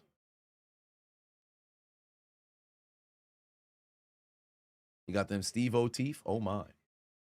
All right, this has been a wacky game, fam. It was all Los Angeles, truly, through the first 3 quarters, with the exception of 2 spectacular plays from Kenneth Walker. Outside of that, the Seahawks did absolutely nothing. Then in the fourth quarter, Shaheed, oh boy, deep pass. Puka Nacua with the hands. Stop playing with him. Puka's got a catch radius that can catch everything. Oh my God. Puka Nacua can catch a gout if he was a damn double amputee and had no legs. This motherfucker is spectacular. He can catch everything. If it's here, he can catch it. If it's here, he can catch it. If it's up here, he can catch it. He might be able to catch an STD while being a virgin with no genitals. This is outrageous, bro. Puka can catch everything, bro. Puka can catch absolutely everything. This is spectacular. Are you kidding me? They hung that football high in the air. Floor number 117. Puka Nacua was able to get up there and catch it. And now he ties the longest streak in NFL history alongside CeeDee Lamb. 3 straight games, 150-plus yards. Oh, my Lord. Wait, what did I say? Did I say he could catch a STD with no genital? What the fuck is wrong with me? Where did that come from? See, this is why I can't have a live mic. All right. Los Angeles now at the 40-yard line. Stafford passes ricochet. Oh, that might be intercepted. No, it's not. It's caught. Mumfield with the reception. Nearly intercepted. Oh, no, the Seattle man is down. He can't stand up. Oh, no. There's a man down. Ladies and gentlemen, there's a man down. Oh, no. There's a man down. Oh, no. They already lost Kobe Bryant. Kobe! Already left this game with an injury. Kobe! Unable to return. Kobe! On the sideline, and potentially Seattle might have lost another. Seattle might have lost another. Golly. That was nearly taken away for an interception, but unfortunately he couldn't hold on to it. And now the Rams will most likely have a 3rd and 1 situation. If McVay is smart, which I believe he is, what you want to do in a situation like this, because you have to take time away due to this injury, you got to have a play set up for the 3rd down. Maybe you run a QB sneak. Maybe you hand it off and you run. You have to immediately get on the ball. You can't have no fucking long progression passing of the football because you're going to have a 4th down. You got to do something safe here. QB sneak, or maybe you hand the football off, get the 1st down, immediately get on ball and spike it. Because where are they at right now? They're approaching midfield, right? So given that's the case, you got to immediately have a play prepared for right after, or I should say just hurry up, get the 1st down, then mess around, sneak, and go. Because I think it's a 3rd and 1 right here. Seattle falling apart in front of our eyes. I would wait. Wow, they gave him the 1st down? They gave him the 1st down? Why the fuck they didn't bring in replay assist? He was short. Am I tripping? Maybe I'm tripping. How the fuck is that a 1st down? Was he not short? Was he not short? Hey, maybe replay assist came in. I could have swore son was short. I could have swore son was short. Am I tripping? Are we wilding? I'll have to do it in the commentary. Because they did show the replay, and then they ended up saying he was short. If he was at the sticks and he was on the line, then cool. But how the fuck we went into getting the guy off the field? They were short. I might be. I'll have to do it in the commentary. I'll have to do it in the commentary. But I could have swore he was short. How the fuck did they get the first down? I could have swore he was short. And that stops the clock now, too. So they still have options. They got one timeout remaining. If I'm them, I'm running shallow plays. I'm running shallow plays. This is way too long of a progression. That's a dangerous fucking pass. That's a dangerous fucking pass. I know they're trying to play to keep everything in front of them, but you got to recognize you just got to eat small yardage here and there. Yeah, they gave him time back because of the injury on the field, but I'm shocked that they ended up ruling that a first down. But all right, because I get the giving them time back due to the injury, but I'm shocked they actually gave him the first down. There's the pass. Oh my God, he's got no fucking hands. He's got no fucking hands. This man can't catch. That's the second time we've seen him drop the goddamn football thus far. How many times you gonna drop the football when you're trying to run out of beans? Hands just for decoration, bro. You gotta be kidding me. Now it's 3rd and long, and you know where they gotta go with the damn ball. You might as well start looking in Puka's direction. Better start looking in 12 direction.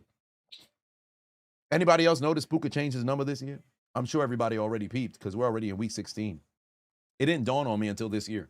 Or I should say this week, truly. I was like, yo, now that I think about it, wasn't Puka wearing 17? Wow, they're going to have to punt. They're going to have to punt. We're probably going to go to after hours. We're probably going to have to go to after hours. That was terrible. That was absolutely terrible. Who the fuck was he throwing to? What was that? What the hell was that?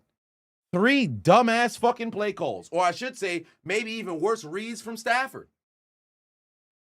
Maybe even worse reads from Stafford. All right. This might have pinned them inside the fucking fair catch by Shaheed. Going to take it at the 15-yard line. 42 seconds remain here. You got to be able to make a play to force them to go to overtime because the probability of you being able to get this football back is incredibly low. You better hope for a fucking fumble or something. Let me go check on my Underdog right now and see where I stand. Currently right now on Underdog, I am still in first place. I'm up by 21 points. Ladies and gentlemen, this might be 3 consecutive victories for me. This might be 3 consecutive victories for me over on Underdog. $180 might be coming in my direction. I'm up by 21 points right now. Now, there's no guarantees. You know how this works. There's no guarantees. You know how this works. But remember, the little W's always go and build up. First victory on Thursday. No, pardon me. On the Detroit versus Dallas, I got 180. Then this past Monday, got 270. So these are small wins that continue to compile throughout the entirety of the year. Y'all already saw how much I'm playing in the green right now. W's a W. You know what I mean? W's a W. So I ain't complaining. They're going to spike the football here, sacrifice it down, obvious reasons, to stop the clock. And looks like Seattle's going to see if they could try to go for it. I don't think that's very smart.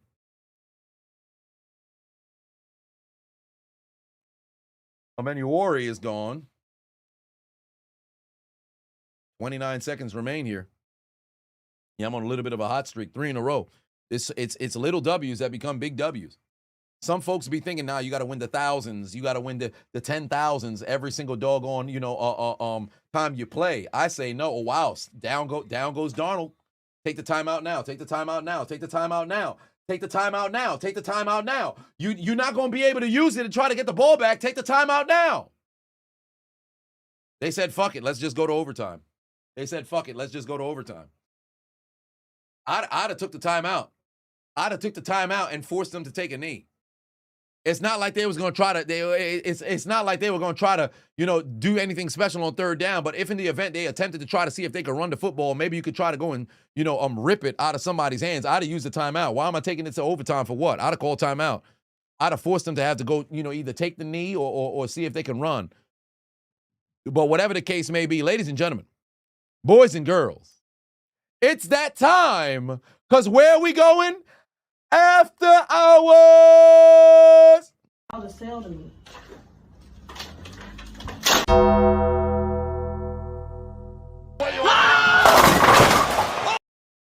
Wade Barrett is taken out. It's after hours time. Pick all in your stomach. Pick all in your stomach. Pull your head, slap your ass, bitch. You better not do no running. I say dick down. Activate torpedo mode! Fire!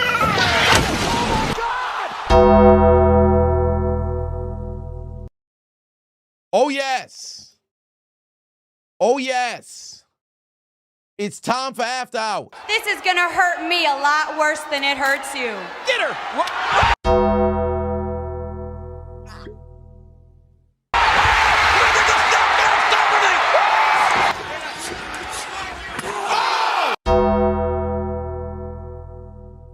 Absolutely, Tony smiled.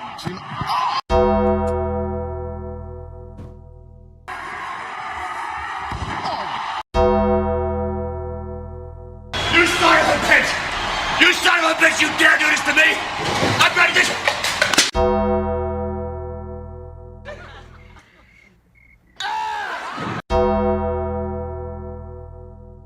Not sure. He'd have to walk past the Pacer bench to go. Now Artest has jumped over the scorer's table.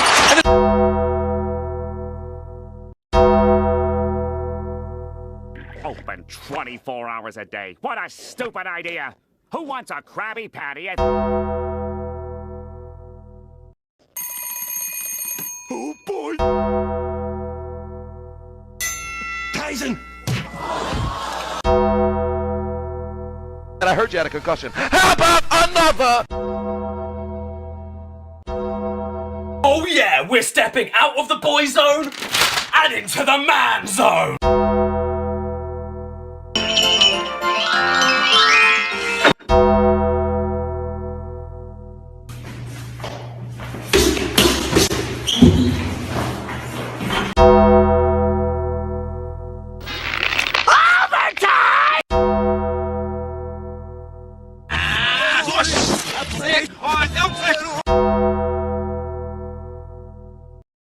You know what time it is.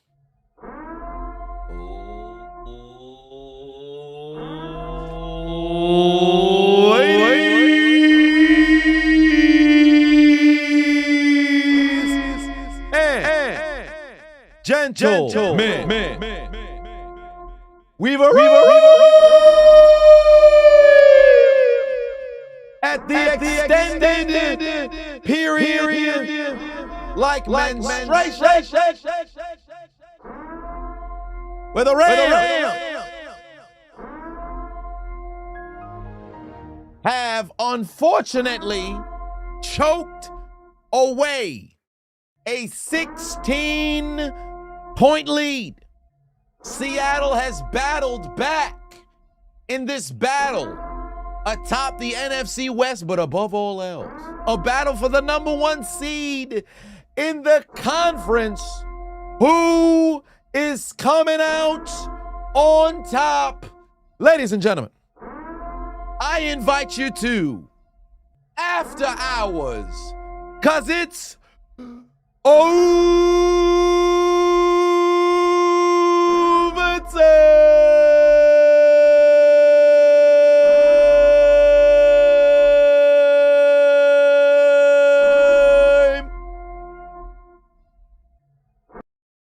The fifth. I ain't gonna lie. What up?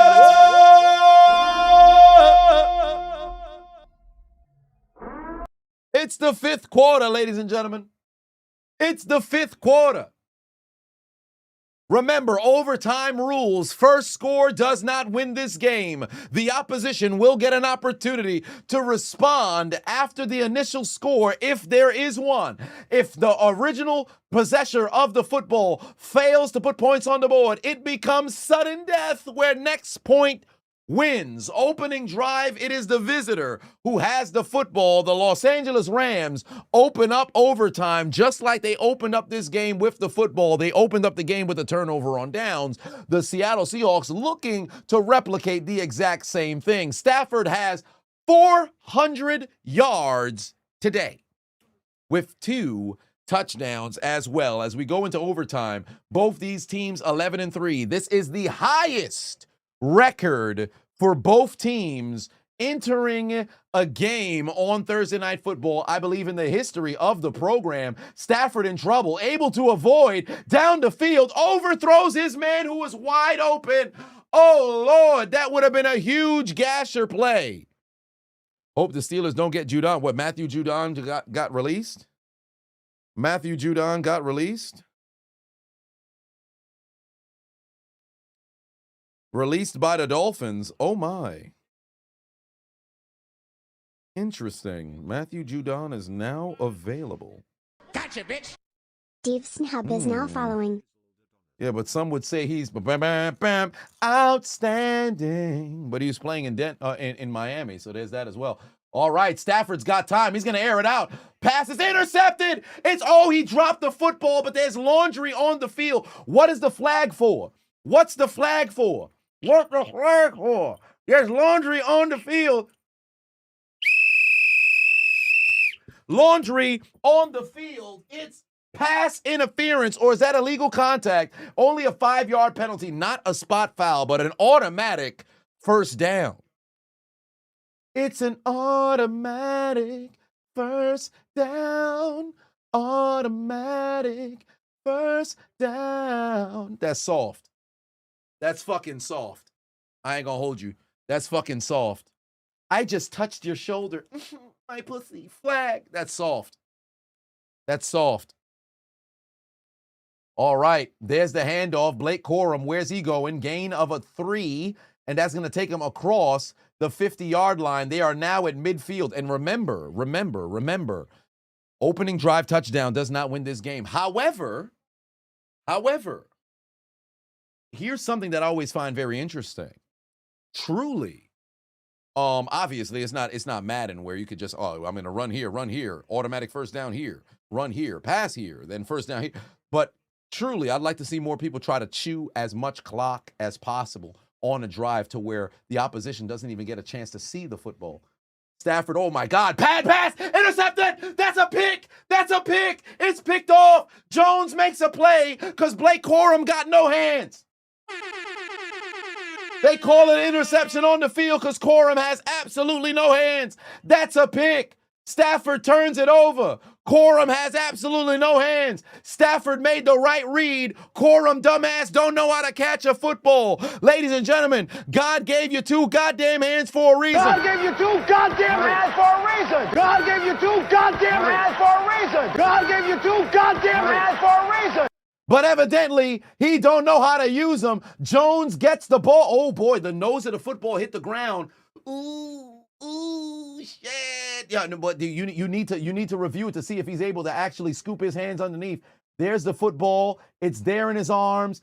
Oh, shit. It went through his damn chest. The nose of the football hit the ground. It's incomplete. That's going to be ruled incomplete. The ball didn't move, but then it hit the ground. They're going to rule that incomplete.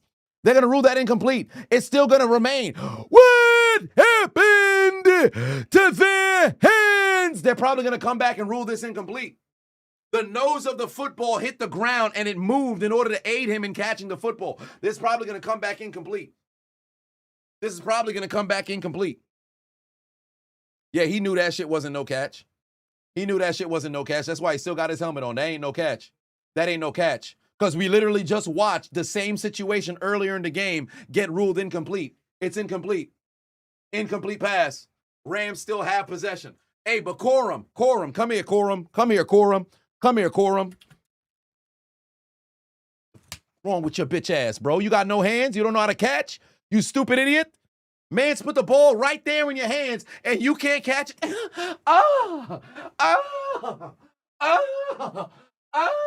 What you looking for? The ball was right here. The fuck you gotta turn around for? You dumbass. Gotcha, bitch. Big Chris is now following. Watch flew off. Son's an idiot. You in the National Football League. You just came off winning a national championship. You get drafted by the Los Angeles Rams, and your dumbass don't know how to catch a football? You stupid fucker, you. 3rd and 6 here. Stafford, here comes the blitz. He doesn't even see it. Stafford got fucking laced, but was able to connect with Puka Nacua, and this might be a flag on the Seattle Seahawks for a roughing the passer. They might scheme and get a roughing the passer. Oh, Lord. Who's this flag on? Offsides on the defense. It didn't even fucking matter.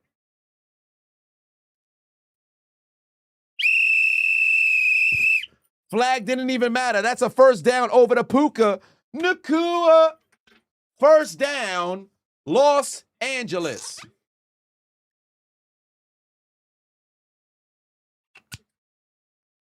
He's offsides. They got the referee doing power poses. Offside. Oh, wow. Look at Sean McVay is fucking running to go get a timeout. They didn't even acknowledge him. This play shouldn't even have counted because how the fuck did remember that was it Sunday Night Football or was it Thursday Night Football where they was it the Eagles where they didn't even get the timeout in time? I don't think it was the Eagles. I forget what team it was. It might have been the Eagles. I forget. But remember when they acknowledged the timeout when it was a false start? Chris just subscribed. Yes, the Lions Packers. That's what it was. The Lions and Packers. Yes, fuck yes. It was the Lions and Packers earlier this year. So Sean McVay running down there to go get timeout. You can't acknowledge that one though, right? Inconsistency. This is a problem that we have. Because one game we see officiating one way, the other game we see officiating the other way. Puka Nacua to the end zone, touchdown, Rams! Puka Nacua goes the distance. The so-called anti-Semitic man finds his way to the end zone, scores the touchdown, collects the pennies, I shouldn't have said that, for the score, and the Rams take the lead. The Rams take the lead. The Rams take the lead. Aiden Ross somewhere celebrating, spinning a dread. All right, I'll stop now. All right, Puka Nacua able to go and find the end zone to give the Rams the lead. They couldn't slow him down. He's over 200 yards today. Look at that long-haired beast. Puka Nacua continuing to score touchdowns. Puka over 200 yards because these touchdowns were promised to him for 3,000 years. Okay, I'll stop it. 37-30. Who's the gentleman who popped into the first quarter saying this wasn't going to be a highly scored game? Who was the gentleman who said the score wasn't going to be high today? I told you we was going to have a big-time game on Thursday Night Football, and the Rams and Seattle Seahawks delivered. What a catch. I told you guys, Puka Nacua can catch the football from everywhere. He can catch it up here. He can catch it down here. He can catch it back here. He can catch it in front over here. Blake Corum can't catch it over here. But Puka Nacua can make all kinds of plays. I got hands, catches. Puka Nacua can't be stopped. Puka Nacua can't be stopped. Stop playing with him. He came out here to cook. They tried to cancel him less than 12 hours ago. But Puka said, to hell with your...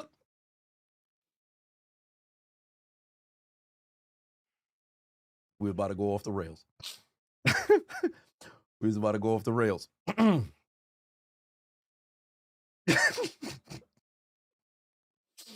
Whew, all right.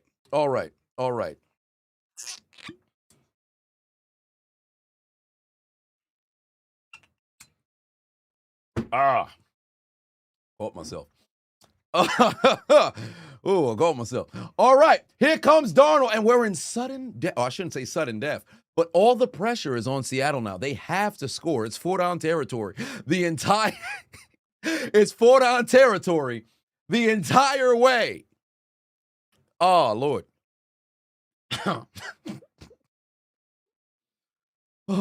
Oh, boy. This is how I knew I wasn't destined to do, though. I had to go.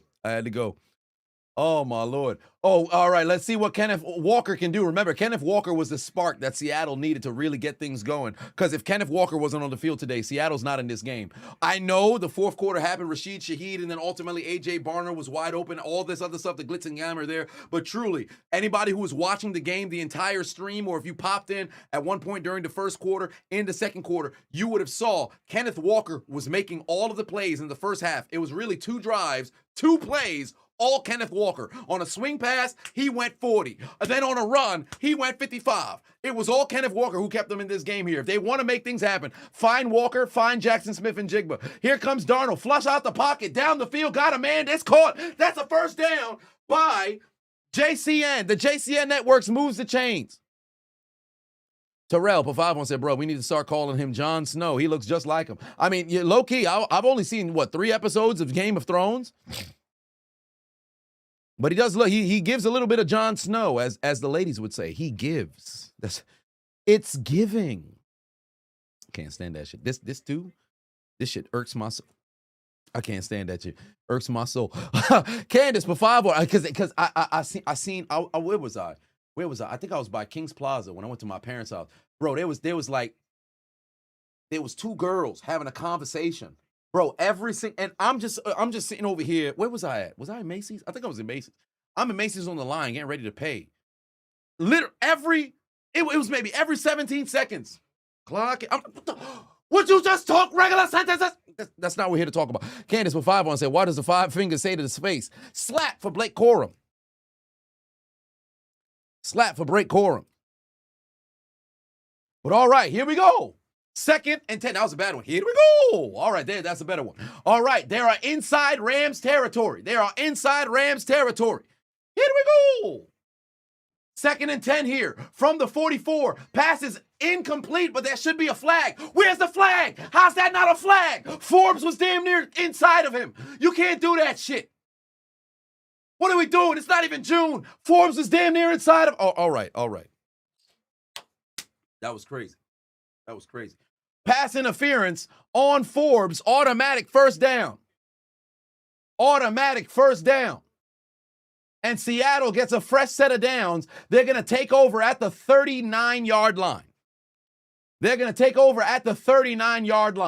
Jackson Smith and Jigba was getting assaulted, molested even, by Forbes, unable to cover that man. 5:09 left to go. Remember, they need a touchdown in order to tie this game. It's 4-down territory regardless. Why am I getting in the damn stance? I'm no longer playing. Here we go. Hand off to Kenneth Walker, able to cut outside. Oh, Jesus Christ, what a tackle by Durant. Got that man airborne right there. Had homie hitting the whisper in the wind. Hello, Jeff Hardy.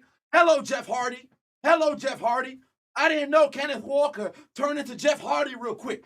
He turned to Jeff Hardy real quick. Homie got hit, went airborne, and hit the whisper in the wind. I'd do it, but this ain't my active suit. My shit gonna mess around and rip. I paid too much money for this shit. Gain of 2 yards. 2nd and 8 right now from the 37-yard line. Here we go. They need a touchdown. Sam Darnold got time. Gets rid of the football. Down the field. Cooper Kupp with the catch. They're going to say it's a catch. That's a catch. At the 11-yard... No, pardon me. Where's that? The 14-yard line. The former Los Angeles Ram making plays. Motherfuckers got too much chains on. They don't know how to cover. Cooper Kupp able to keep both feet in bounds. Look at the educated feet. Stop playing with him. Put his foot on feetfinder.com from the 16-yard line. That's a first down. Darnold's going to look to the end zone. No, he's not. Dumps it off short. It's caught by Charbonnet. Charbonnet is going to be down at the 15. They're probably going to give him at the 14. But remember, this is a 7-point game. They're in overtime. All right? It's a 4-down territory situation. They have to score a touchdown. Field goal does you no favors. You're in OT. You have to score a touchdown. If you don't score, this game is over. You turn the football over, this game is over. Here we go. 2nd and 8 right now. Under 4 minutes left to go here in OT. Ladies and gentlemen, the Seattle Seahawks battling to stay in this game, and most likely they're just going to go for 2 if they happen to score. Play action right now for Darnold. He's rolling right, looking to the end zone, dumps it off short. He's got Barner. Barner gets out of bounds, but the clock is going to keep moving. Actually, no, it's not. Because in OT, it's going to stop under 5 minutes. Never mind. The clock isn't going to keep moving. Yeah, Seattle most likely should go for 2. Why would you kick the extra point? Better to go for 2 and try to end this game right here. I would not, under any circumstance, kick the extra point. Because I give the ball back to the Rams. They'll most likely have the last possession. I ain't doing that. I'm going for 2 to try to win it right here.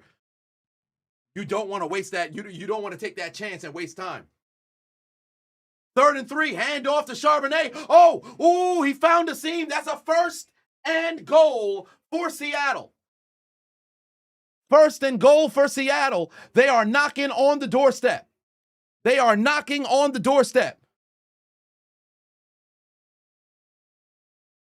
down, they were able to get down there. And as far as I'm concerned, I mean, we already know it's 4-down territory regardless. And now the timeout is coming from Los Angeles.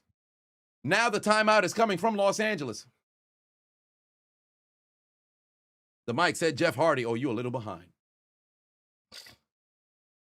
I got Dallas at probably the game of the year. Shit me. Huh. This shit right here. This is big time football right here. This is big time football right here. This is why you lift all them damn weights. This is why you wake up and train at 5 a.m. This that gas. This that football, baby. Woo! Woo! First and goal. Here we go. 3:17 on the clock. 3:17 on the clock. Here we go. Yeah, this is for the AFC. This is for the NFC West. This is for the NFC West. Well, at least first place in the NFC West and can control the number 1 seed. Here we go. Darnold. Charbonnet behind him. Play action fake. Where's he going with the football? Back in the end zone. Touchdown. JSN with the score. Seattle with the touchdown. Where am I at on my underdog? Because my opponent has both. They should go for 2 right here and win this game. Go for 2 right here and try to win this game. Go for 2 right here and try to win this game. Am I still in first place? Shit, I got 97 because of the Puka. Yeah, it's over. It's over with. It's over with. Victory is mine. Ladies and gentlemen, I got $180 again. It don't really matter what the fuck they do. They're not going to catch me. Ladies and gentlemen, we got it, baby. That's 3 consecutive wins over on Underdog. That's 3 consecutive wins on Overdog. 2-point conversion to win this game. Timeout coming from Los Angeles. Timeout coming from Los Angeles. And this is the smart play. This is the smart play. If you're Seattle, win it right here. Why am I giving Los Angeles a chance to go down the field and score? And remember, if they score, game is done. It's better to go for it here. Remember, it's sudden death from this point forward. So it's not a situation, oh, I score, you score, I score, we all score. No. You got to go for 2 here and win this game right here. There is no point to be taken. You don't want to risk it and give the ball back. That's not that situation. You can't trust, your defense who just allowed like a Puka to go over 200. There's no way I want to see Stafford have the ball. You got to go for it right here and try to win this game. Here we go. 2-point conversion to win it and cement a comeback. Seattle has never in their franchise history won a game when they trail by 15 points in the 4th quarter. In franchise history, the Rams have only lost 1 time, and that was in 1989 to Joe Montana. And on second, they're going to call a timeout. Seattle's going to use a timeout right here. They want to take a second to talk about it. This is it right here. Ladies and gentlemen, this is good football, baby. This is good football. Peyton said, you got a question. Should the team that scores first in OT go for 2, assuming a TD? No. It'd be the dumb thing to do because you just trust in your defense to be able to just go out there and get a stop. You get a stop, game is done. So it serves no purpose to go for 2 straight out the gate after scoring a touchdown in OT because you got to trust in your defense to get a stop. And if in the event your defense doesn't, they kick the field goal, extra point after the TD, game's done. So it doesn't make any sense to do so. There's no statistical advantage because all you just need is your defense to get a stop. All right, here we go. 2-point conversion. This is it for the game, ladies and gentlemen. 2 yards to win this game. Winner will be decided here. First place in the NFC West. Second point, 2-point conversion. They take out their Uno cards. Sam Darnold's got time. Over the middle, he's open. That's the touchdown. And it's 2 for your mistakes. He's wide open. Seattle pulls off the comeback. They take out their receipt. They get their sperm back. And they take the Rams down. What a victory for Seattle. What a game. Thursday Night Football. Best game of the fucking year. Baltimore and Buffalo, eat your heart out. It's Seattle and Los Angeles who's taking the best game on a short week in Lumen Field with a spectacular comeback. That's what we want to see. This is playoff football, baby. This is why we pay all them subscriptions to watch NFL football. What a game. What a finish. What a pass. What a catch. Oh, Lord, what a play. That's a W, and Seattle is the number 1 seed in the NFC. At least for now.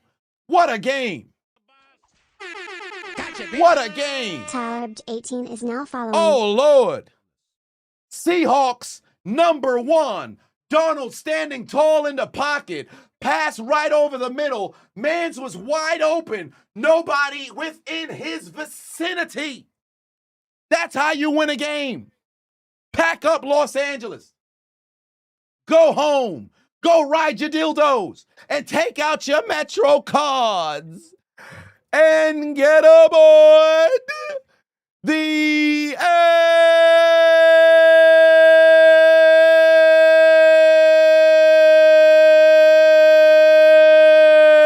train.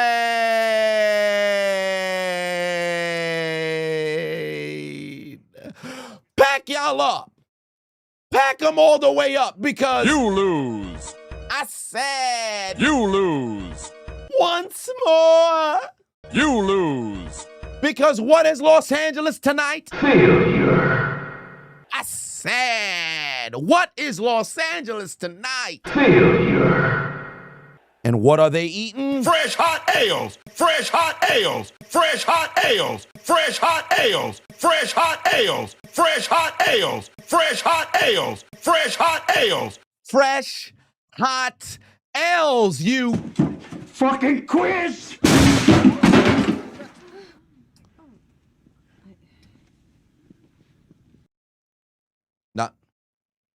Not that there's anything wrong with that. Get there, Lemons. It's over. You lose. It's over. You lose. It's over. You lose. 16-point lead. And what did the Rams do with it? They shot it away like. They choked it away like. They gave it away like. They blew it away like.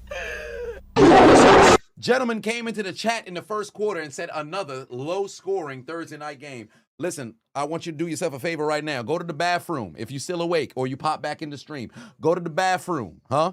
Look yourself in the mirror. Slap what you see. You thought this game was going to be low-scoring. It's not. You thought this game wasn't going to be competitive. It was. You thought you was going to mess around and see a snooze fest. It was not. It was an all-time classic. This is what we want to see.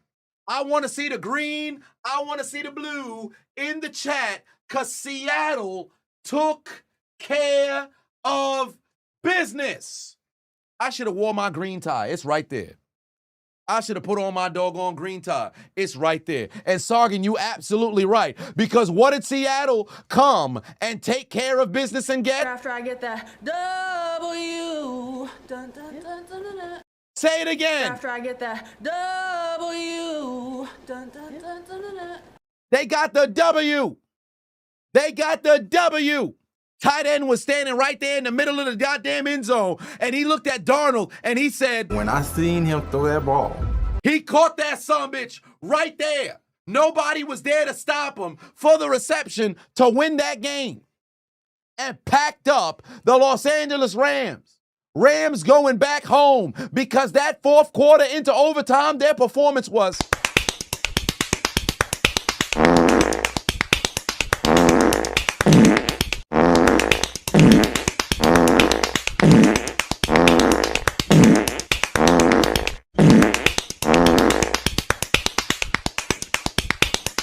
ass. Their performance was absolute ass. That's how you take care of business, ladies and gentlemen. What a game on Thursday night. I am ecstatic and cannot wait to record the commentary for this game tomorrow, man. It's going to be a good one. I can't wait for it. I will see you guys then. I appreciate y'all tuning into the stream. As always, I will see you tomorrow evening, Friday night. Actually, no, I won't see you tomorrow evening for Friday Night SmackDown. I'll see you on Sunday Night Football. Tomorrow evening, there's a gathering that I will be attending, so I will not be here for Friday Night SmackDown. So I'll see you guys Sunday night for Sunday Night Football. To the Seattle Seahawks on a well-orchestrated comeback. An all-timer, and look at Richard Sherman having a time of his life. Cheers to you, Seattle with the W.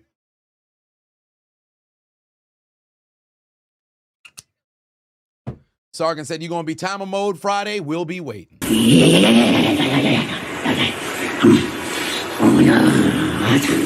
Eddie, take us out. Good night. Suck my dick. Bye-bye.